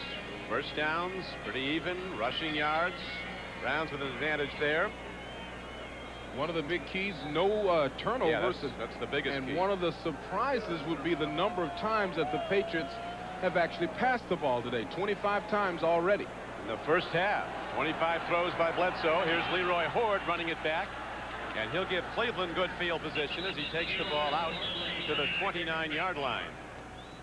A 23-yard return on the play. Deon Lambert was the tackler as we look at the near perfect numbers for Vinny Testaverde. They're proud of him today. 2 touchdowns, no interceptions, and interceptions. I mean, this guy has got a ton of career interceptions, but he hasn't had that problem here in Cleveland. 129 to be exact, and this is his That's 7th season. That's a lot. Versus 87 touchdown passes. But this season, 11 touchdown passes, just 7 interceptions for Testaverde. 12 touchdown passes with 2 today, and he's going to put it up on first down. Here comes the rush. He swings it out, and he hit Leroy Horde about as well as you could hit him, right in the hands, but Leroy couldn't hold on, and he's a good pass catcher. Then he comes over, claps his hands as if to say it's all right, we're going to go back to it. And see, you wonder how a guy that is this, I mean, this guy's a great receiver. And this one, he just you can see his head is turned away from the ball, worried about the Andre Tippett factor.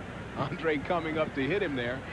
Took his eye off the ball just before he actually secured it. And that brings up 2nd down and 10 for the Browns.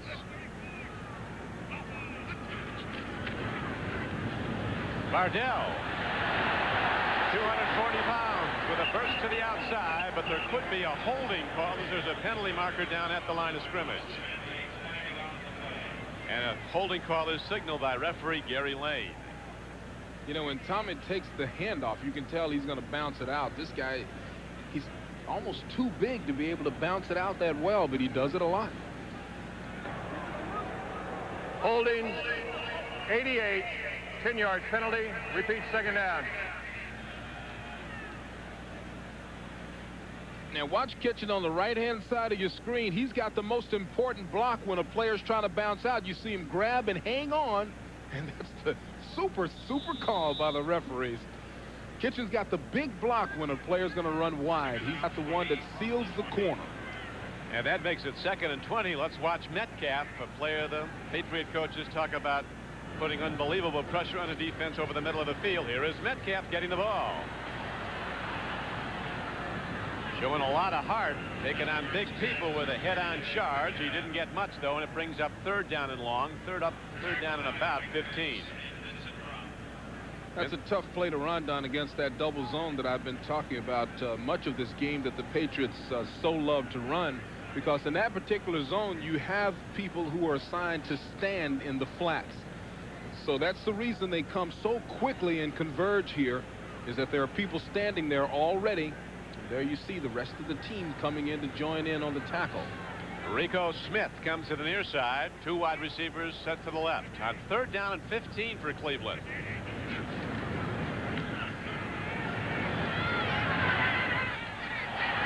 Mark Carrier makes the catch, and did he get to the 1st down marker? It looks like he might be less than a yard short where they're spotting the ball. 3rd and 15. He got 14 and a half. Let's see what the Browns do. Well, the fans are saying go. You got Bardell. I tell you, though, at your end of the field this early in the 2nd half. No, I wouldn't do it, but the fans are saying go for it. Yeah, the guy said if you listen to the fans, if you're a coach, pretty soon you're sitting up there with them.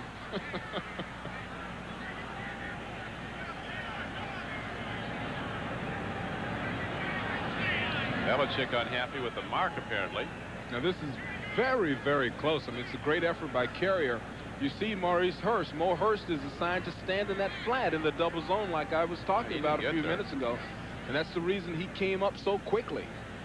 It's the reason he was there so quickly. That's his assignment, to stand there and wait on that particular play. Well, the percentages are you're going to get, you know, half a yard with a fullback like Bardell. Well, it would be. Also, the percentages are if you give the turn the ball over, for some reason you don't, you might put the whole game in jeopardy. Yeah, people are booing here, but that's an unreasonable gamble. When you're winning on your side of the football field at this stage of the game, you have to punt it. And that's what Brian Hanson's out there to do. The very fast Ronnie Harris, number 84, is back deep for New England, standing back at his 17-yard line. Ronnie Harris has done a super job today. He secured the ball well, had the one big return.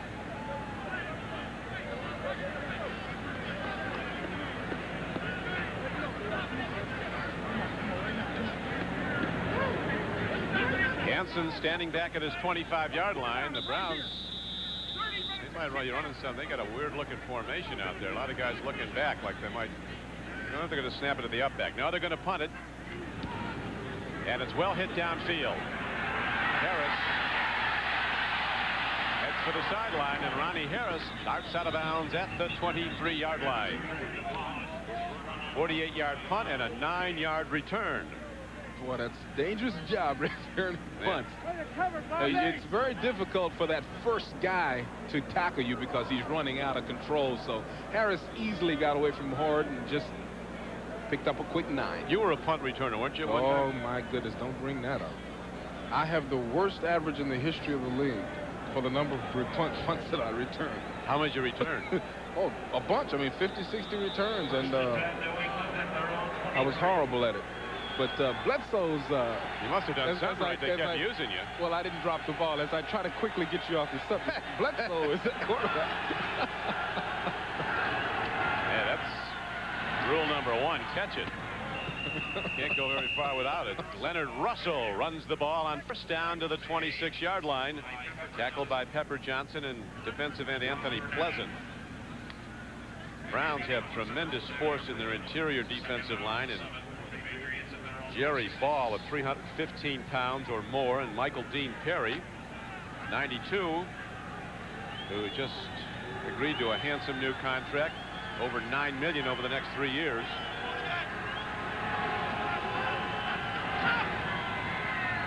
Bledsoe throws in the flat, makes the connection. Najee Mustafa's defender was right there to take Frisbee down, and a well-thrown ball by Bledsoe. That was the equivalent of about a 2-yard run. I mean, Najee Mustafa was right there in perfect position. And, you know, when you send a guy in motion, it's easy for him to break out. Najee Mustafa, you see Najee number 48 coming across with the motion man. He knows that he's probably going to break out, and he's right there. That's like a 2-yard dive up the middle, what they gained on that play. And it brings up 3rd down and 2. Markers down all over with 11:57 to play. 3rd quarter. False start. Offense, number 77, prior to the snap. 5-yard penalty. Still 3rd down. Big Pat Harlow jumping off sides, number 77. Every one of them. New England's play selection top heavy toward the pass. 37 plays and 26 have been passes. 11 runs. I knew they wouldn't be able to run against this team. They knew they wouldn't be able to run against this team. No, Bledsoe, he had high praise when he talked to us, Beasley, calling Cleveland's defense possibly the best that we've played this year. Absolutely.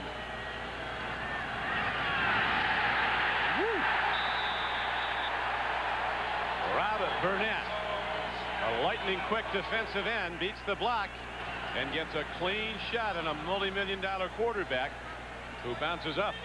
That's sack number 9 of the season for Burnett. He leads the team.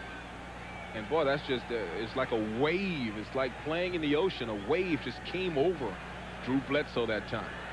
Bledsoe talked about the blitzes he knew were coming. Cornerback blitzes, safety blitzes that Cleveland would send everything at him. They've been doing that. Now the punt, hit downfield where Eric Metcalf awaits it. He's got plenty of room. From the 31. And Metcalf sprints to the 48-yard line. An 18-yard return. On NBC is brought to you by Starter, authentic apparel and headwear of the NFL. By Mitsubishi, test drive the all-new 1994 Mitsubishi Galant. By the new Norelco razors, our closest shave ever. And by Black & Decker, the source of powerful gift ideas. It's tough to sack Bledsoe. They just allowed the first sack, did the Patriot blockers, of their quarterback Drew Bledsoe in 3.5 games.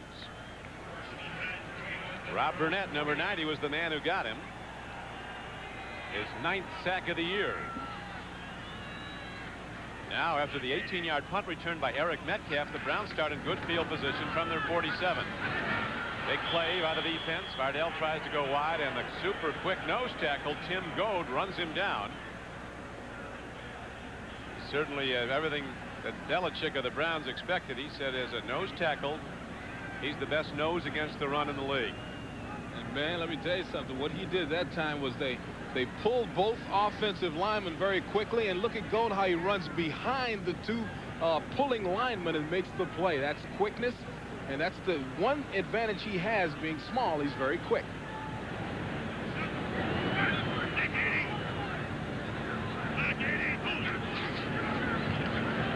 Here's a blitz. Testaverde lets it go, and the receiver, I don't know when he was planning to look back. Rico Smith, he was 60 yards downfield and looking at the end zone, not at the pass.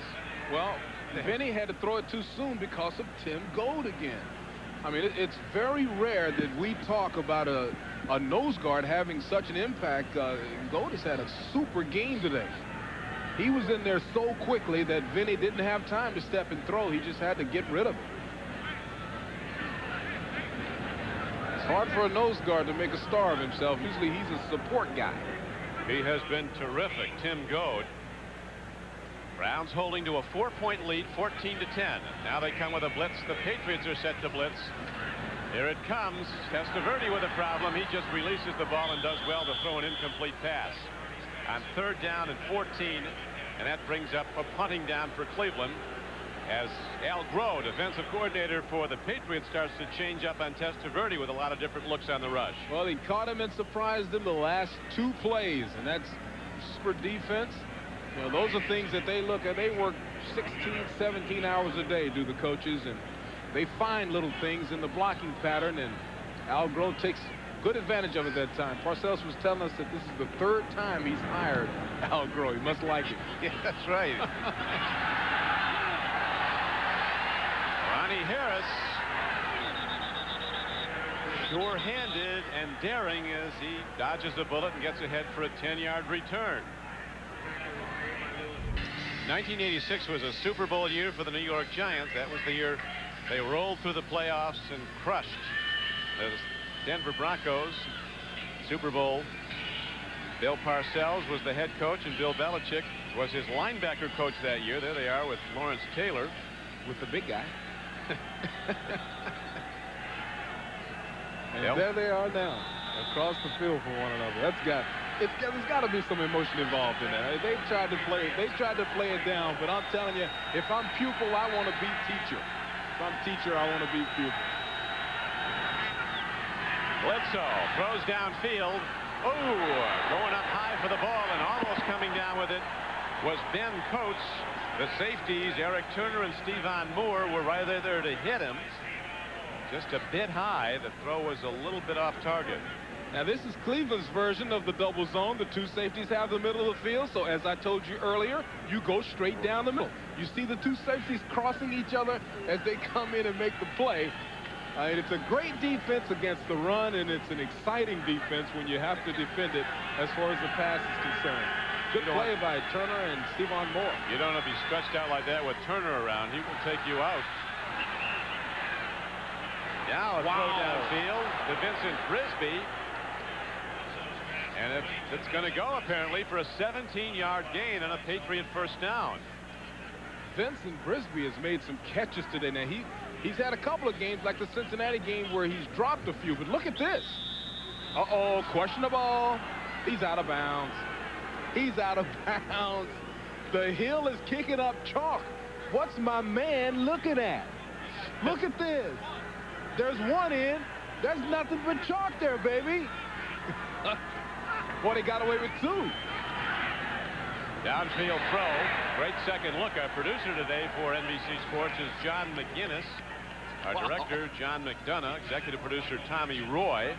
As we're coming to you from Cleveland Stadium, where with 9:33 left to go in the 3rd quarter, the score stands as it did at the half. The Browns leading the Patriots 14-10. Don, the Patriots have been blessed today. They've gotten away with a couple. That's 2 balls where the heel of the same receiver have been kind of half in the white, and they got away with it.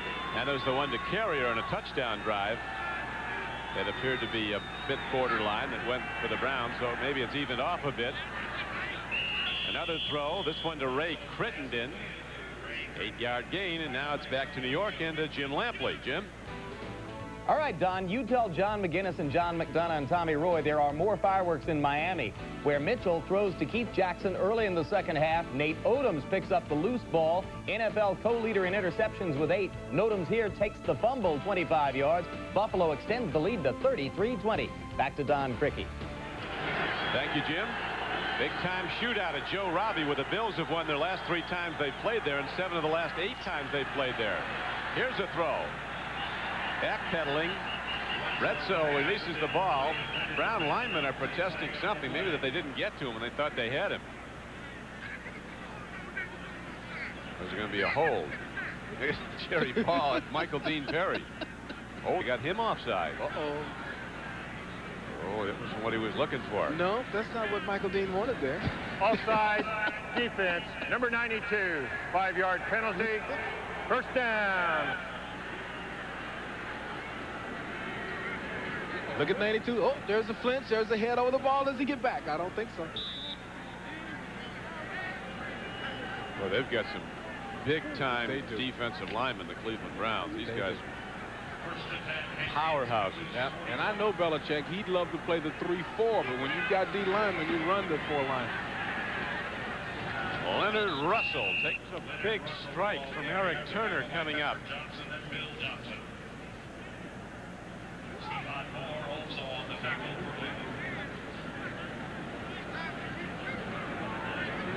Leonard Russell only 21 yards today. We said from the onset of this game that running against one of the best defensive lines in the game is going to be very difficult, even for talented Russell and a very good offensive line for the Patriots. They've had to pass it, so Russell held in check today.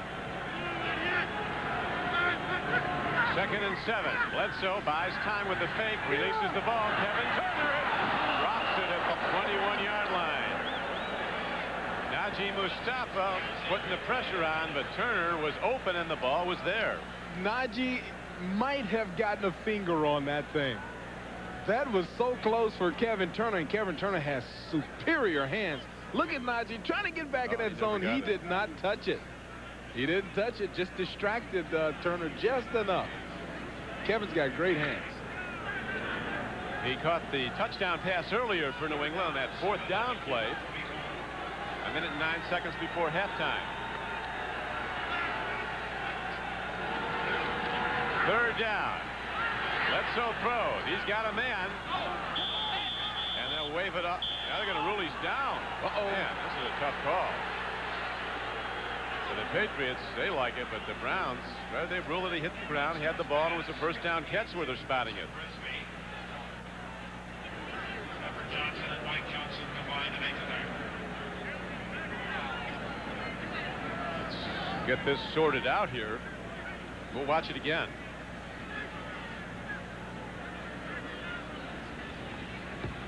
Yeah, I guess that's probably a good call. Yeah, good call. He had the ball tucked safely under his arms. See that elbow hitting the ground there?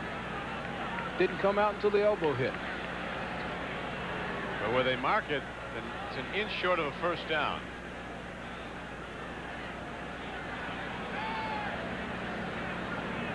Need a caliper to figure some of these marks, but judgment call by the officials, and they practice at it a lot. There's a side judge looking directly out at the play,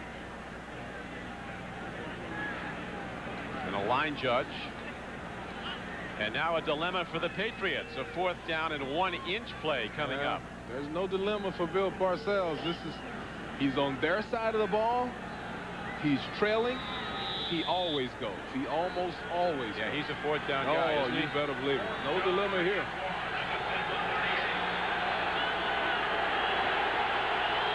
And the last time they had a 4th down, they scored a touchdown on a pass. Bang! Leonard Russell rockets up the middle. He's got a 1st down. The Browns say he doesn't, but he does. Ed Linesman comes in, and he marks him ahead for about 2 yards and a 1st down. A wham-bang play right up the gut.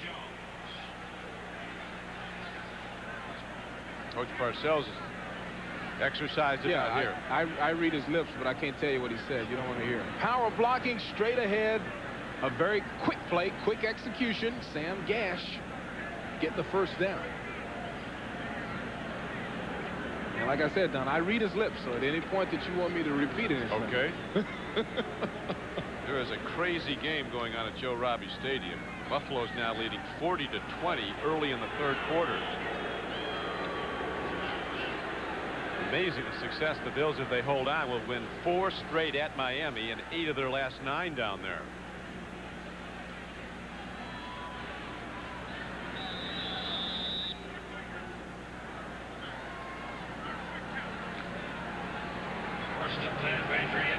Now the Patriots go to a 2 wide receiver set on 1st down and 10. They trail 14-10. There's been no scoring in the second half. 7:22 to play in the 3rd quarter. Bledsoe up the middle. He's on the run. And he dives ahead very close to a 1st down. Good mobility. Drew Bledsoe is 6'5", 230 pounds. Just 21 years old. Boy, I tell you, the blocking just really broke down very quickly here. The defensive line lined up in one thing, jumped into another, and the offensive line didn't have a chance to adjust when it comes to calling out the blocking scheme. Bledsoe using his athletic ability with a great job. On 2nd and less than a yard. Straight ahead dive play, and Kevin Turner takes it ahead for a 1st down inside the 25-yard line. Bledsoe, surprisingly, was not widely recruited out of high school. He played for the Blue Blazers of Walla Walla, Washington. And he actually, and his dad, who was a coach, made up a videotape and sent it out. Miami of Florida saw it and sent an invitation out quickly to come on down. He's got it all. But he went to Washington State. Everybody loves him. Every coach we talk to loves him. Pitch back. Leonard Russell. Browns defended very well. Cleveland with excellent defense. And it's back to New York now to NFL Live to Mr. Lampley. Lamps. Well, Mr. Crickmeister, let's look at more Buffalo boisterousness in Miami. After a Matt Darby interception off of Scott Mitchell, Kenneth Davis's 3rd TD of the day, this one from 1 yard out, makes it 40-20 Buffalo. And Steve DeBerg has come on to replace Mitchell at the controls for Miami. Back to Don Criqui. Thank you, Jim. The rushing yards have come tough for the New England Patriots today. Leonard Russell has run 8 times for just 20 yards. But he's over 900 for the season. And again, they come tough. On 2nd down and 11, he does well to get a yard. Bill Johnson, number 94, 1st tackler. Also on the play for the Cleveland Browns was 93, Jerry Ball. It seems like lately, every game that the Patriots play will come down to just one heck of a tight contest decided right at the end. And, well, they've got a nice drive working for them now. Here's a big play where the quarterback has to make a big play with the pass. 3rd and 10. Here's the blitz. Bledsoe throws. He's got an open man. Big hit put on by Stevan Moore. It's short of a 1st down by a yard. Ball's advanced down to the 16-yard line. 7 of the Patriots' 11 losses have been by 4 points or less. Right now they trail by 4, 14-10, but we're in the 3rd quarter, and Matt Barr's coming out now to look to make it a 1-point difference. He hit on his first try as a Patriot in the 1st half to give them their first 3 points of the game. 34-yard attempt. It's on the way. Very good job by the holder, Scott Sequels, who got a low snap and got it up in time, and Barr again delivers to make it 14-13 Cleveland. Backup quarterbacks have the best hands in the world. Watches the ball, slides in. Scott Sequels gathers it, quickly puts it in position. Matt Barr trusting him enough to keep going with his motion, and they come away with 3 points. That's a super, super job. And that's all the guy does. You have to wonder where the Patriots would be today if Barr kicked all season. Yeah, that's a great question.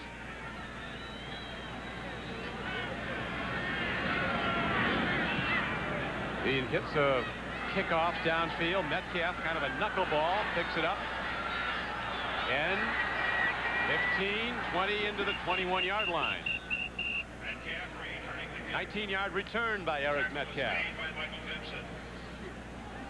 As we look at the AFC best records and the race for the 6 playoff spots, Houston going for 9 straight wins today. They started off 1-4 this year, leading by a sizable 20-3 margin at Pittsburgh en route to a 10-4 start in a division championship. I think they'll play San Francisco in the Super Bowl.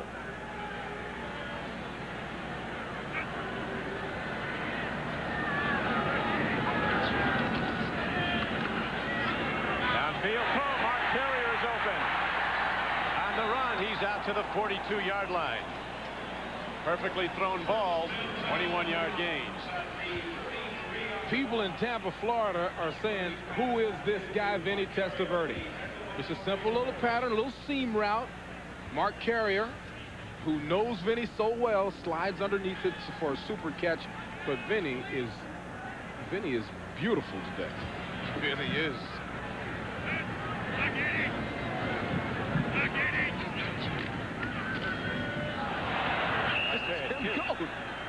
Tim Go is playing a football game. I mean, he plays one every week, but he has been superior. You never hear about the nose guard being a star unless he picks up a fumble, snap, or something. This guy has been just, you know, he's so quick. Now, he's playing against a rookie center in Steve Everett, but everybody thinks that Steve Everett is one of the best young players in the league when it comes to the center position. So it's not so much Everett as it is Gold having a great day. So quick. Testaverde loops it to Kinchin. Man. Big time pop put on by Deion Lambert. But it's a first down for Cleveland on a 17-yard gain as Testaverde brings the Browns right back down the field. Oh, one thing that Bill Belichick knows is that he knows that his former coach is going to play a lot of cover two. Right over the middle is the weak spot. And there it is. We've seen it 4 or 5 times today. There your safeties come in late to try to help out. Ozzie Newsome in the orange sweater, one of the great Browns of all time. A certain Hall of Famer one day, as he has a lot to do now with the Cleveland offense and the increased passing game. The Wizard of Oz signaling in the plays. A great player for the Cleveland Browns, Ozzie Newsome. He played against you. Yeah, I chased him all over. I'm glad he's down there and I'm up here. Talk about great hands. Ozzie Newsome man. had great hands. You got it near him. Tough. He had it.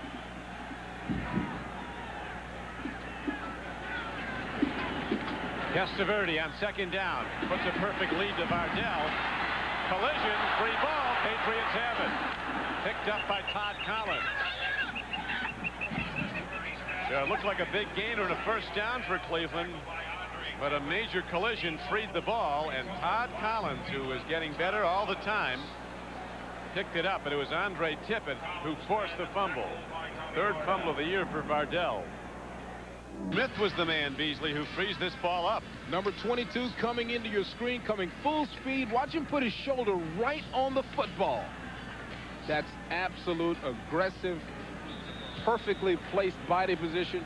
You know, we met with him for a long time yesterday, Rod Smith, and he talked about using his system and sticking with the system that he had used since he was in high school and it not working very well. So finally, Don, he went to the Parcells system. There he is smiling background. He's started studying more, looking at film where he could anticipate plays. And the Browns now a minus 14 in turnovers. That is the worst in the NFL. Leonard Russell runs the ball across to the 30-yard line out to the 31. And back again to NFL Live and Jim Lampley. Jim? Because they just won't quit scoring in Miami, Don. After 4 Miami turnovers led to 28 Buffalo points and a 47-20 Buffalo lead. Terry Kirby of the Dolphins puts them back on the board with that 29-yard touchdown run. Narrows to 47-27. Still Buffalo leading in the third. Back to Don Criqui. Sounds like a day in Miami where everybody's going to win a letter, huh? That didn't get playing time. That game's going to go 5 hours. We're down to 34 seconds to play in the third quarter. Bledsoe looks, makes the throw. Incomplete at the 45-yard line of Vincent Brisby with Najee Mustafa covering on the play. You know, this ball is underthrown, and sometimes that can be the most dangerous thing in the world for a defensive back. Najee Mustafa's in perfect position, but the underthrown ball and almost a fantastic effort by Brisby. I mean, put his hands right on the ball, but couldn't hang on to it. That's a great effort. 8 of the Patriots' losses this year have come in the last 50 seconds of a game or in overtime. Here's a long ball on the fly. There's defensive interference, but no penalty marker. Mustafa was defending. They rule it was clean. He was looking back at the ball when he bumped him. He's the best on the team when it comes from man-for-man coverage. He had great position this time. Look at this. Bump and run. Okay, you're grabbing a little bit, but they can't see that. Players do that all the time. He was holding him. Now look at this. There's another hold. Right hand down. Good effort slapping the ball away. Those are things that happen, you know, close contact with the referees. The officials can't see it all the time. Jackson shanks a punt, and the Browns get very good field position at their 44-yard line. Just 24 yards.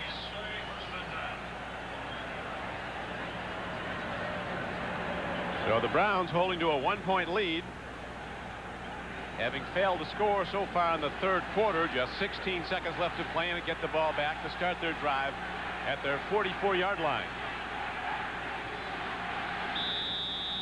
Well, that turnover the last time that Cleveland had the ball killed a magnificent drive.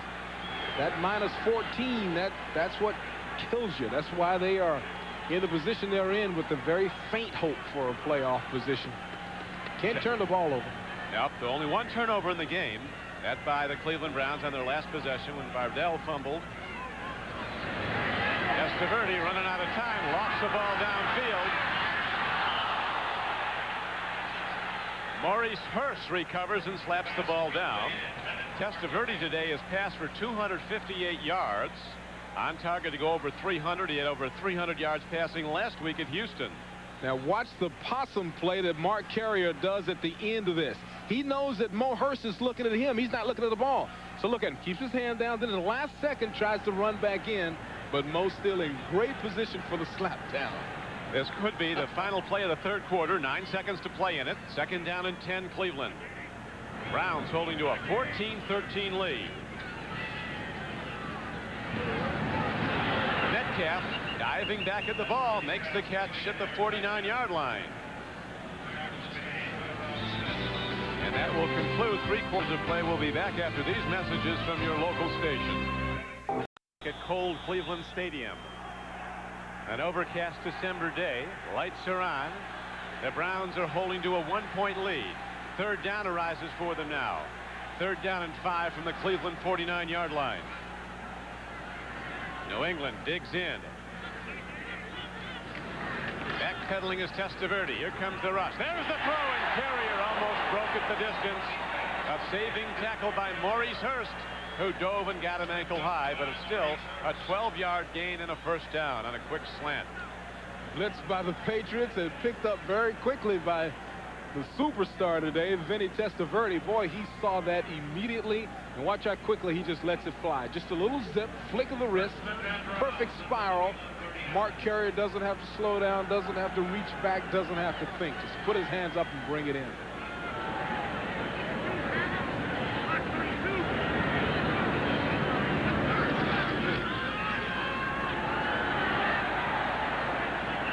Metcalf takes it down to the 32-yard line. Andre Tippett knocks him down. If the Browns should come out of this drive with just a field goal, it would be huge. It would give them a 4-point lead, meaning the Patriots would have to score a touchdown. The big advantage for the Browns today has been the fact that they can run it and they can throw it. Vinny has been on target, and they've been able to push the pile. The small and short defensive line of New England has been pushed back slightly by the Cleveland Browns.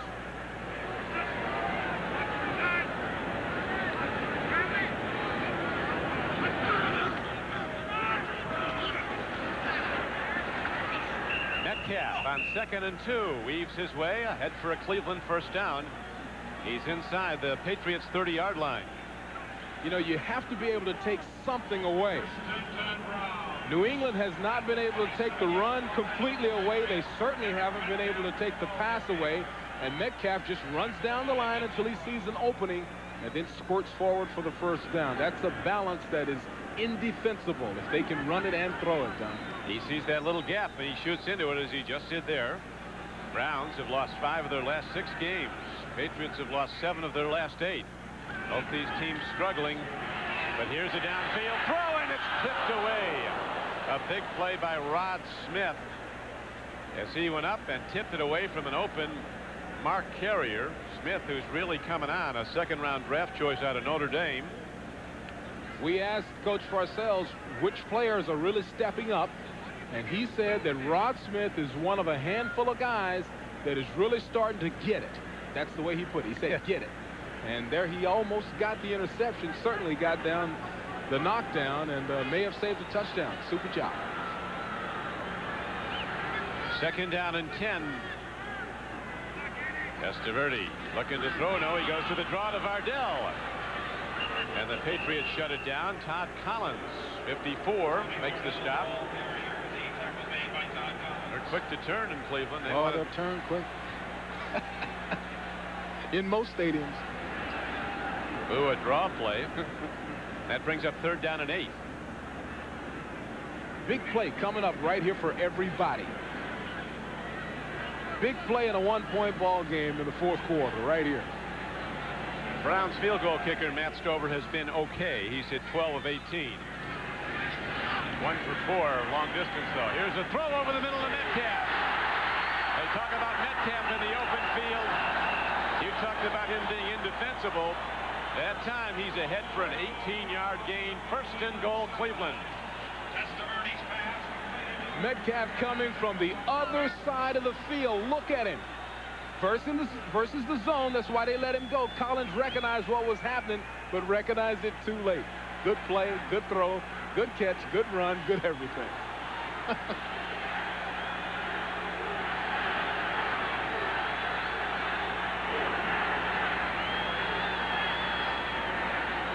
First and goal from the 6. Vardell. Not much there. Did well to get back to the line of scrimmage. Well, they're booing me, I guess, because he fumbled that last time. He gets the ball. And this is a guy that has only fumbled a few times in his pro career. He's not a fumbler. They shouldn't turn on old Tommy. He can grind it out. He was the #1 draft choice 2 years ago out of Stanford, one of the high picks in the first round.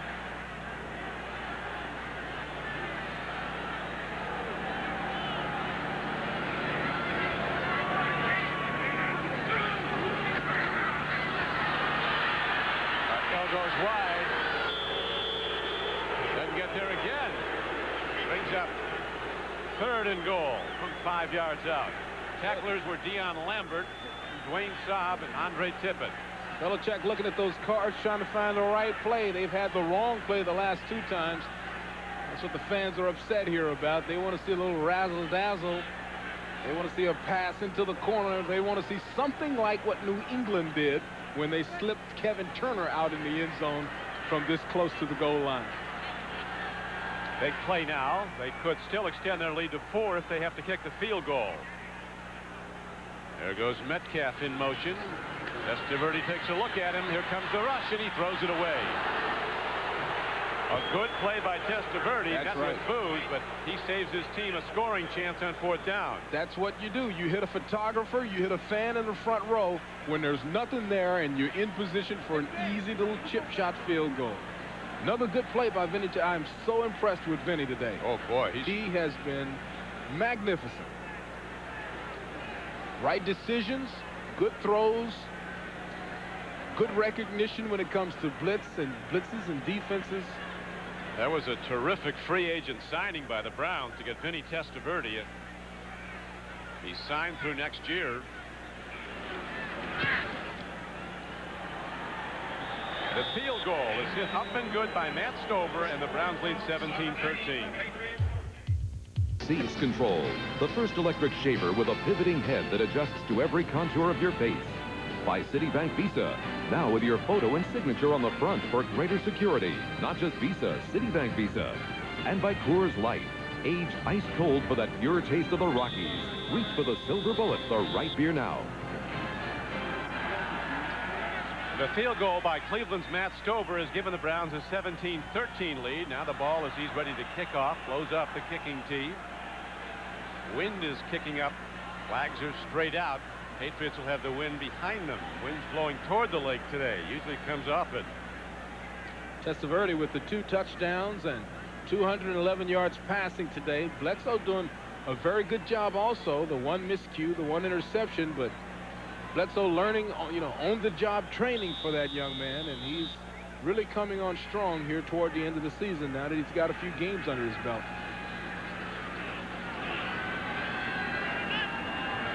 Deep men back are Ray Crittenden and Ronnie Harris for the Patriots.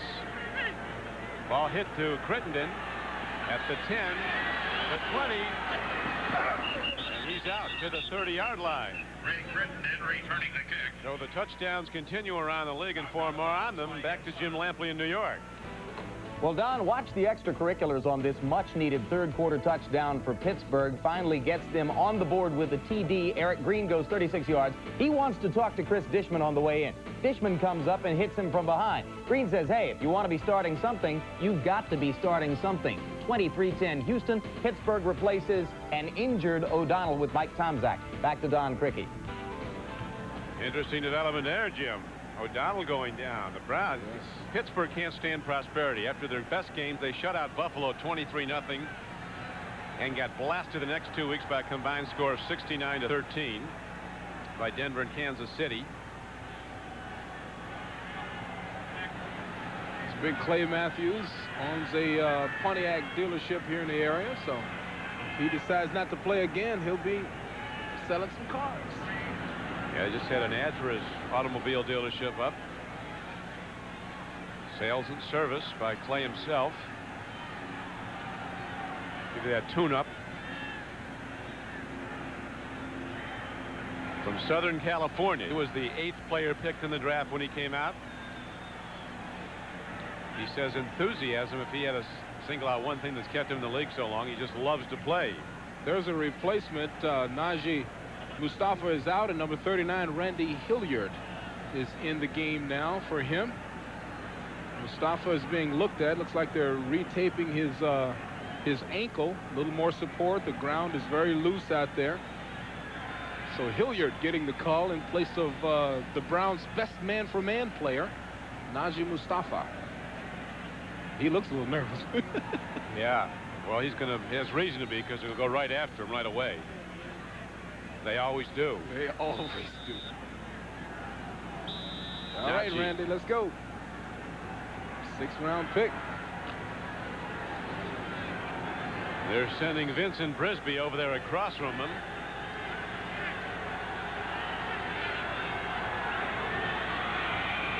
First and 10. Bledsoe looking downfield, swings it to his tight end, Marv Cook. Is across the 30-yard line, out close to the 37. Gain of about 7 yards. Eric Turner, the free safety, made the stop for Cleveland.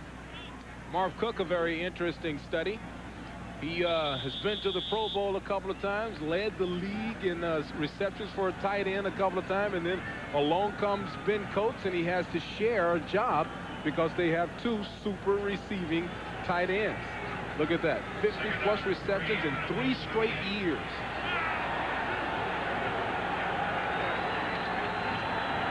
Russell turns wide, turns up, close to a first down, but short of it. It's going to bring up 3rd down and about a yard and a half. Pepper Johnson was the tackler for the Cleveland Browns. Patriots needing a touchdown as they're down by 4 with 9:10 to play in the game. Leonard Russell, another one of those players that Coach Parcells said is starting to get it. You know, whatever it is, he's starting to get it. Yeah, he talks about getting it. Well, he's been shut down today because of the talent of the Cleveland Browns front 4. I mean, it's hard to block those guys. But Russell could end up with another 1,000-yard season. Leonard Russell is the short yardage man. He gets the ball, and I don't know. It looked like he might. They're probably going to need a measurement. Rob Burnett and Pepper Johnson made the stop. We've had a number of measurements today. There's Pepper, Mr. Pumped Up. Boy, he's a fun player to watch because he lays all of his emotion on the sleeve. If he has this one, Beasley, I think it's about the nose of the ball. Yeah, we've had a lot of measurements today. This is an inches call. And he's got it by full football, a little more. So the Patriots drive on. Coach Parcells handling the Colt well.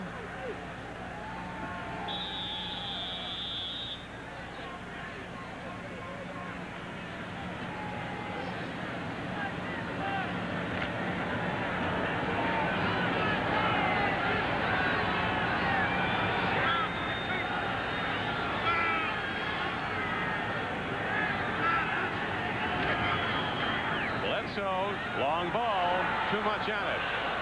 The sprinting Ray Crittenden. Bledsoe telling us yesterday the Browns rarely give up the deep pass, but the Patriots were going to try to hit it as they just did.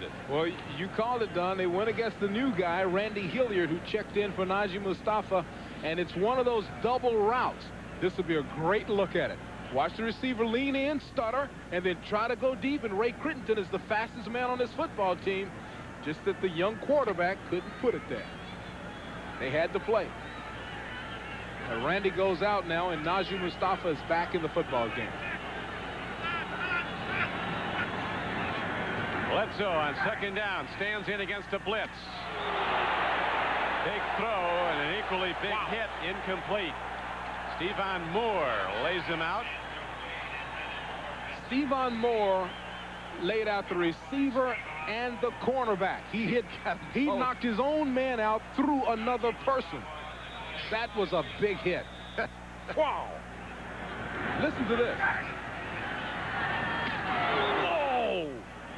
He knocked his own man out through another man. Oh! Got two of them with one bullet. Stephon Moore drives his body right through Brisby and right through Mustafa, his own man. Oh, that's a big hit. You know, in karate, they talk about driving through. Imagine putting your fist through the object. This man put his body, number 27, Stephon Moore, put his body through two people and knocked his own man out of the game. The ultimate hit. And how tough is Brisby? He's in prayer right now. He bounced up like a greyhound. Ready to go. Poor Mustafa. Look at Mustafa. He's still not over it. Oh. He was the second guy to get hit. You pointed out, hitting through the other man. Here's Bledsoe. Downfield throw. And intercepted by Cleveland at the 23-yard line.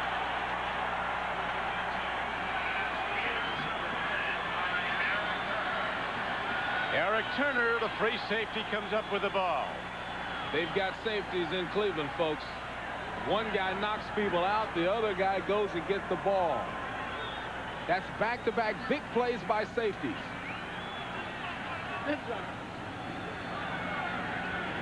It's a good play. Crittenden tried to do the right thing. When you're a receiver in this situation, you try to prevent the interception. But Eric Turner able to bring it in. That's two big plays by safeties back-to-back. They've got safeties in Cleveland. They have got safeties in Cleveland making big hits. And now the Browns go on offense. The Patriots will be digging in trying to get the ball back. Browns with a 17-13 lead. 7:53 to play in the game.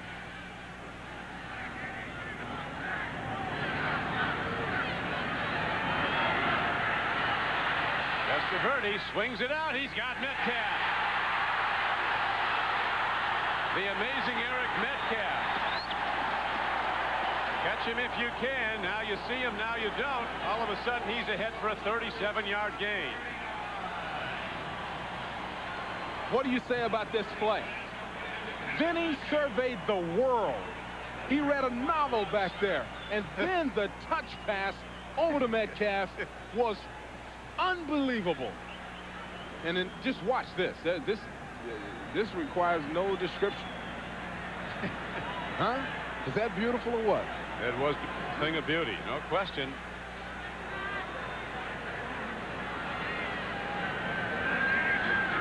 One turnover for each team. Testaverde with another fake. Another throw. This time he has tight end Clarence Williams. Well, I said they've got safeties in Cleveland. They've got a quarterback in Cleveland, too. Vinny Testaverde has been the man of the hour. Now, this is two good throws back-to-back. The throw 2 plays ago was magical. This one routine, and he should make it, but he makes it. I mean, that's the bottom line. Look where he had to put it past Brown, about an inch away from Brown's arm.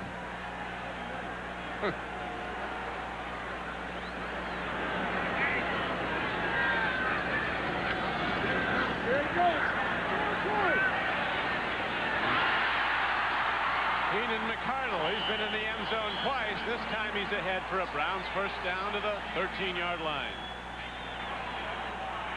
Collins and Rod Smith were the tacklers. Well, and Vinny looks so nonchalant about the game, too. Look at that. You know, he didn't turn his body. He just stuck his arm out in a different direction and put it right on the money. Keenan McCardle bringing it in, having also a big day. Keenan McCardle. Yes, he is. He got the start because of the injury to Michael Jackson, who's not in uniform today. Testaverde is at 20 of 28 for 292 yards. Make it 21 of 29.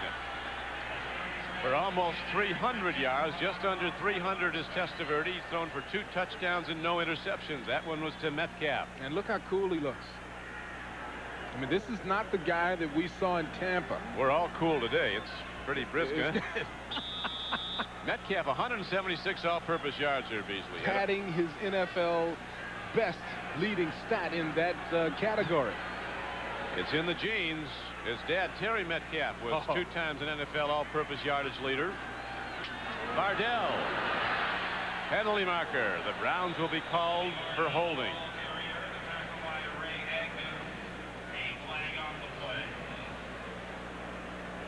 Coach Belichick checking the play sheet. He might not like this. Holding the call against Cleveland.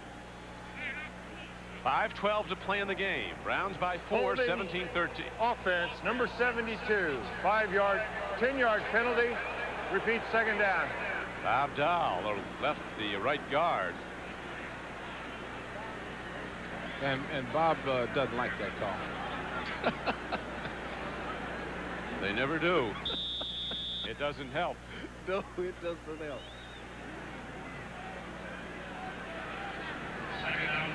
Well, if the Patriots are going to stay in the game, they've got to stop them right here. This is the play. Testaverde goes to the run on play fake into the end zone. Intercepted by Deion Lambert. And the Patriots take over the ball with 4:50 to play. Terrific play by Deion Lambert, a safety from UCLA. Now, once again, it's that double zone that we've talked about. This time the 2 safeties back there taking half of the field converge. It's double zone, so what does Vinny try to do? Right up the middle like we've talked all game, but look at the safeties coming over this time. Deion Lambert makes the play. Big stop in a big situation. First show of emotion by Vinny Dunn. Purdy now shows 1 interception. And it took a spectacular play, a leaping dive for the ball and a catch in the end zone by defensive back Deion Lambert to stop the Browns' drive and give the Patriots a hope with 4:50 to play in the game and New England down 17-13. Bledsoe gets time, airs it out. Ooh, big strike by Turner, frees the ball. It was right on target to Michael Timpson.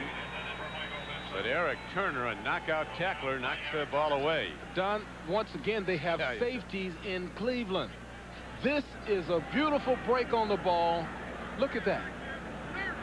That Eric Turner and Stevan Moore, they are closely, they're in the race for my favorite pair in the league right now. My favorite pair is a group in Denver.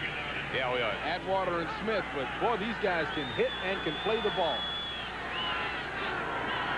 2nd down and 10. Here comes the rush. Bledsoe fires and Coates can't hold on at the 25. And an all-important down coming up now. 3rd down and 10. Bledsoe has thrown 41 times, has completed 6 teams for 179 yards, 1 touchdown, 1 interception. Cleveland's turned it over twice in this game. The Patriots just once. Well, that completion ratio is not too good for the young quarterback today, but like I said, he's learning on the job. He's made some good throws today, made some good decisions, but 16 of 41, that's not going to get it. They'll look for better next year. Browns might have jumped. Bledsoe looks like he might have a free play. He fires down, not close. Threw it in on the 1 hop. This is a huge penalty call now. If the Browns weren't drawn offside, it'll be a punting down for New England, but it'll be a 3rd down and 5 if they wasn't offside against Cleveland. Offside defense, number 92. 5-yard penalty. Repeat, 3rd down. Michael Dean Perry jumped. Michael Dean saying, okay, that's all right. I'll get it back. There they go. Michael Dean and Anthony Pleasant jumping at the same time. That's one thing. All the great nose tackles, all the great pass rushers invariably have a lot of offsides. You can't make those plays in the backfield unless it's a hair trigger. That's right. Releasing at the snap of the ball. Throw and a catch. And Coates has it. And the Patriots get renewed life on that penalty call against the Browns, and they get the first down on the throw. Ben Coates hasn't been used enough today. When you throw to the tight end, it's a short throw. It's an easier throw for the quarterback. Look how easy that is. You hit him right between the 8 and the 7. Gets the first down. Good.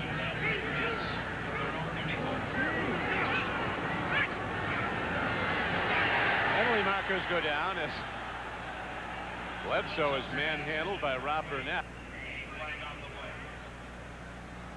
Burnett's in his 3rd year from Syracuse. And really a rising star as a pass rusher. He was a 2nd-round draft choice. The Browns, they are rich in defensive linemen. Burnett, Perry, Ball, Johnson, Pleasant. Illegal motion, right side of the offensive line. They were not set. 5-yard penalty. Repeat first down. Don, they tried to go with a quick snap. Drew Bledsoe did, and all of his linemen weren't set before he called it.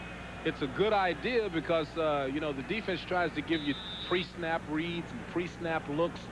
And if you go on the first sound every now and then, it kind of forces them to line up in the defense they are actually going to play because they're afraid you're going to catch them before they're set. Good thought, but they were not set. Here comes a blitz. They go to a draw run. And Kevin Turner almost breaks it. He's not done. Kevin Turner still running all the way down to the 25-yard line. There'll be a personal foul tacked on. 57-yard run, and there'll be yardage added on because a penalty marker came in as he went down. I just love watching the athletes perform. I mean, that's a great effort, great blocking, great run. Check the young men do their thing. I just like to watch. There's no foul on the play. There was not a face mask. All right, no face mask on the play. This is the longest run for Cleveland this year against Cleveland this year. Look at the running. See, I love that. And this is a fullback, folks. That's not a little scat back. Patriots have 2 good ones in Sam Gash and Kevin Turner. Big run. And as always, it's on the line down the stretch when the Patriots are playing. Browns holding to a 4-point lead. Bledsoe looks, arcs it to the end zone. He was tackled before the ball got there. No marker comes in. Vincent Brisby will watch it again. It looked like he was hit early, but we'll see on a replay. Vincent shakes his head and says, I can't believe what's going on here. And Randy Hilliard, number 39, the young replacement for Najee Mustafa, who's forced into action, says, thank you, God. Look at this. Hilliard was draping all over the guy. Man, that's the guy right on top of that play. Definite contact, but it goes both ways in the course of a long afternoon. That it does. And it's 2nd down and 10. Turner runs again. Oh! 9.8. A pirouette midair. The Russian judge says it's a 7.5, though. This guy becomes a helicopter in the air. Watch this.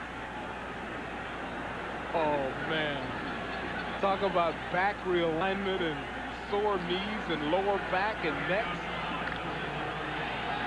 Patriots have to get in. Browns have to defend against that.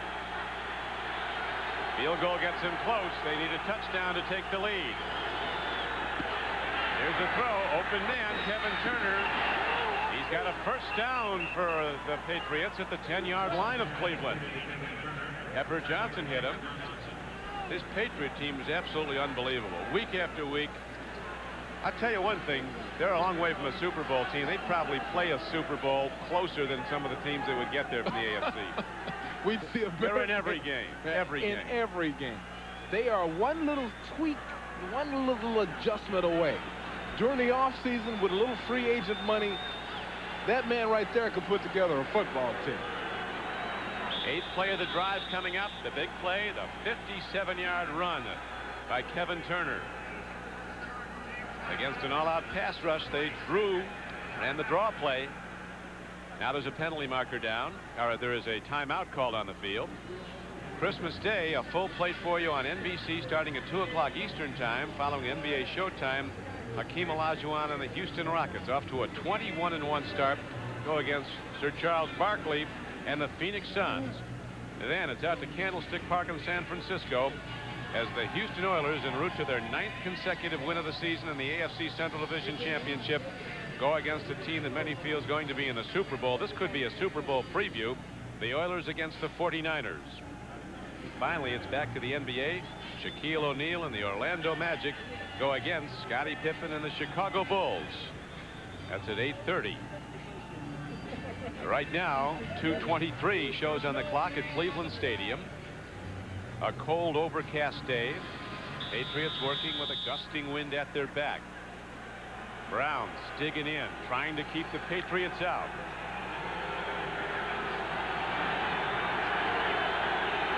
First down and goal for the Patriots. Bledsoe looks. He throws. It caroms off. Vincent Brisby. Second and goal. Stephon Moore defending.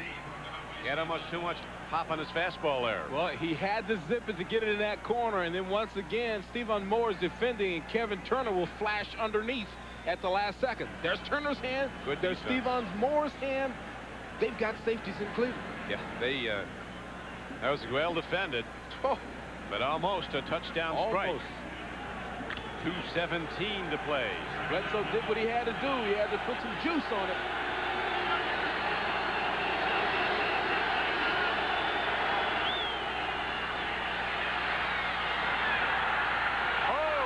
Intercepted by Peppers Johnson. The linebacker, covering well, had his hands on the ball but couldn't hold on. The body position, simply position, was the key. Pepper had himself in a position where there's no way in the world. Look at that. Perfect body position. And then when Pepper punched him, Parcells was... he's talking to his quarterback. And they're trying to get the coach to calm down. He's telling his quarterback, you should have seen something else that was on the field. On third and goal, the throw. Penalty marker. First down, Patriots. An interference call on Cleveland. Michael Timpson interfered with as he dove for the ball. Mike Johnson might be called for it. And this would make it, well, let's let the official tell us. First and goal from the 2.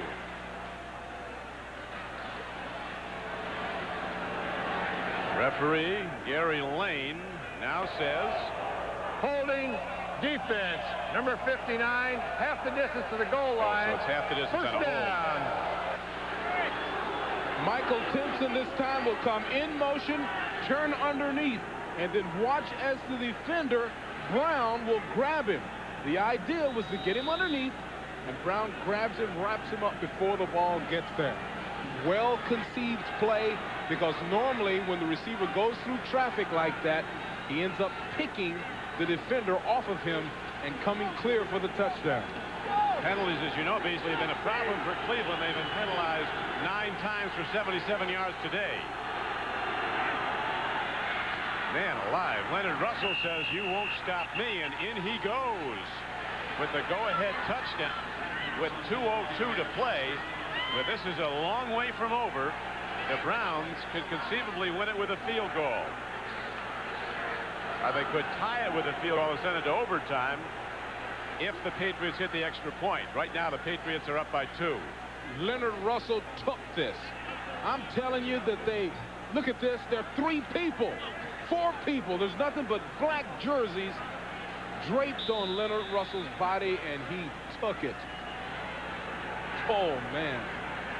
Barr has been perfect all day and is again. The ex-Brown hits the extra point and gives the New England Patriots a 20-17 lead in a thriller at Cleveland Stadium. Next up, Vinny Testaverde's turn at bat. He'll get the ball. Leonard Russell is a man, and Bill Parcells is telling him just that right now. You are a man. He had to tell him 3 times. I tell you, Leonard Russell, some players, they talk about players that won't play with injuries. This is a guy that hides injuries, so he doesn't even have to miss practice. They say they'll see him limping out there when he shouldn't be out there. This is a man who gives his all. There's nothing like that feeling right there where every player on the team has to come up and give you 5. Look at that. This run is one that goes down. I'm telling you, you got to write this down. Look at the number of dark jerseys around him. 1 hits him, 2. 3 comes in, 4 there. A 5th comes in, Stevan Moore, too late. That's 1 against 4. And the most determined athlete wins. Being the strongest also helps. That helps. Man, what a... Russell now has 80 yards on 13 carries. Now we'll find out what Vinny Testaverde's made of. Now, you know, we've seen a lot of great quarterbacks in this situation. This is where the quarterback makes the big money, a 2-minute drill. Browns down by 3. We could be going to overtime here at Cleveland Stadium. The high kick, and this is the man, Metcalf. Isn't he something? Eric Metcalf sprints across the 30, where the Browns will have it 1st and 10 when we come back. Here we go at Cleveland, down the stretch, 1:52 to play. Don Criqui with Beasley Reese, the Cleveland Browns, now down to New England, 20-17. The Browns start this drive after the good return of 28 yards on the kickoff by Eric Metcalf at their 32-yard line. Patriots in a deep zone defense. They have their safeties way off the ball, looking for Testaverde to throw it deep. And here goes Vinny Testaverde in that long-range arm over the middle. He's picked off. Patriots have the ball. Maurice Hurst picks it off. And all of a sudden it comes apart for Cleveland after Testaverde played a brilliant game. His last 2 passes now have been intercepted. Maurice Hurst is the best cover guy for the New England Patriots. And the best comes up with the best play of the day. Stepping right in front of McClendon. Making a great catch in a big situation. Maurice Hurst. Vinny goes by what he sees here. He sees the double zone, so he knows that the middle of the field should be open. But Maurice Hurst slips right underneath. It is still not over. 1:45 to play, and the Browns have 3 timeouts. So if they can get a defensive stop here, they could get the ball back and get position, possibly for a field goal, try to tie the game. Well, here's where that defensive line has got to make its money. They have got to completely stifle any attempt to run the ball and run out the clock by the Patriots. A very unusual situation here for the New England Patriots, a team that normally is fighting at the end of the game to get back in it and try to win at the buzzer, final gun. And here they are today trying to hold on to a lead to get their 3rd win of the season after a brilliant drive. The interception by Deion Lambert in the end zone was huge. That stopped what looked to be a knockout drive by the Cleveland Browns.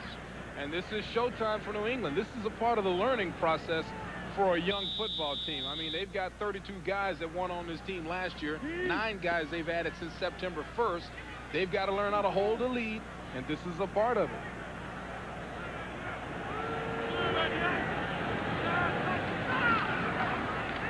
Two arms on the ball. Leonard Russell takes on Cleveland Browns and gets down to the 35-yard line.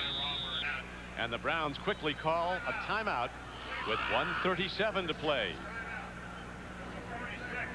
So that knocks Cleveland down to 2 timeouts remaining. And boy, this is, I tell you, this is what it's all about right here for that defensive line. They have got to stop them. They got to stop them now. We've seen a lot of the New England Patriots this year, and they might not be a great team, but they certainly are an exciting one.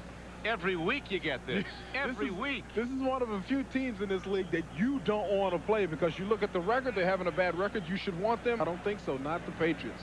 Always in the game. But they do have a knack for making big, you know, have problems towards the end of the game. Easy for me to say, but it ain't over. It's never over when you play the Patriots. 1:37 to play. And now 2nd down and 7 as the Browns dig in, looking to get back the ball. Back to Leonard Russell. Browns shut him down. A couple of yards on the play and another Cleveland timeout. 1:33 to play. That brings them down to 1 timeout.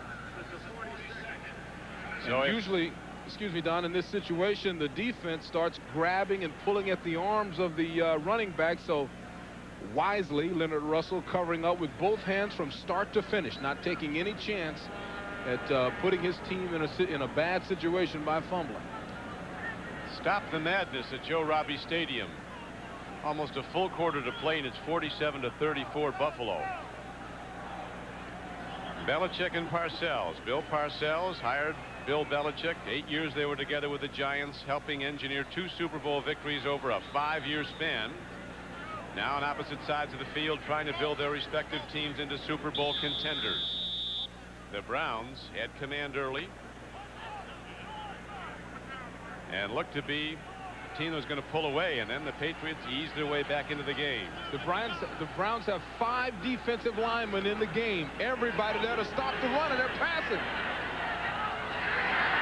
And it's received by Coach just off the ground, and he is down inside the 15-yard line, and that is the lights-out shot for Cleveland. Donna, I don't know if it was an audible or if it was just the luck of having the right play called at the right time, but the Browns had 5 defensive linemen in the game. They're all set to stop the run, and they throw the pass.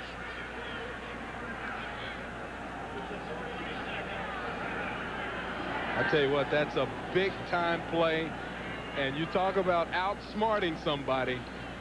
The Patriots just outsmarted the Cleveland Browns. Unbelievable. And while we have a moment, we tell you that the executive producer of NBC Sports is Tommy Roy, the coordinating producer of NFL football, John Faratzis. Today's telecast was produced by John McGinnis, directed by John McDonough. NFL Live produced by Ricky Diamond. NFL Live directed by Kelly Atkinson. Technical directors Ron Davis and Richard Sansevier, and we thank them all. And for their help in the booth, our spotters, John Betskill and Jeff Fenner, and statistician David Clancy. 1:09 to go. The Browns out of timeouts, and the Patriots will go into that downing the ball mode that runs out the clock. And New England heads back home to play Indianapolis. I think they could run the table here on out, beat Indianapolis, and I think they'll beat Miami in that last game. Maybe. Well, they've learned how to win. They're learning anyway. They are learning how to win. And this is a big one in this stadium. And how tough was this loss? I mean, they can start thinking about next year now, Don. Yeah. And the playoff picture is over for the Cleveland Browns now. Playoff picture's over, but they do have a quarterback in place. We've seen that evident today. Absolutely. I mean, you can't lose sight of the fact that there were some very good things done today, especially by Vinny Testaverde and a few other people on this team. But you have to celebrate the Patriots. You have to celebrate the Patriots. And boy, what a moment this must be for Parcells to head over to Belichick and say, keep your head up, partner. I don't think the Patriots are going to lose again this season. This guy, he knows how to win. He's got the skins around the wall, 2 Super Bowl trophies. Bill Parcells and the Patriots come from behind and beat the Cleveland Browns on the Browns home field 20-17. Well, it's a happy day for that guy right there, too. I mean, it was incumbent upon him to win the game because they couldn't run it. He had to throw it. Did some good things today, Drew Bledsoe. Cleveland partisans not happy. Once again, a final score, the Cleveland Browns losing to the New England Patriots. Patriots 20, Browns 17. Tonight, NBC starts you off with a special about troubled kids whose lives are changed when cops reach out and open their hearts to help them. Good cop, bad kid. Then it's an all-new Sequest starring Roy Scheider. Then the adventure continues with Michael J. Fox and Christopher Lloyd in the box office hit Back to the Future 3. That's all tonight right here on NBC. Now stay tuned for the Head & Shoulders NFL Live postgame report. For Beasley Reese, this is Don Criqui saying so long from Cleveland Stadium on the banks of Lake Erie. This has been a presentation of NBC Sports, home of Super Bowl 28.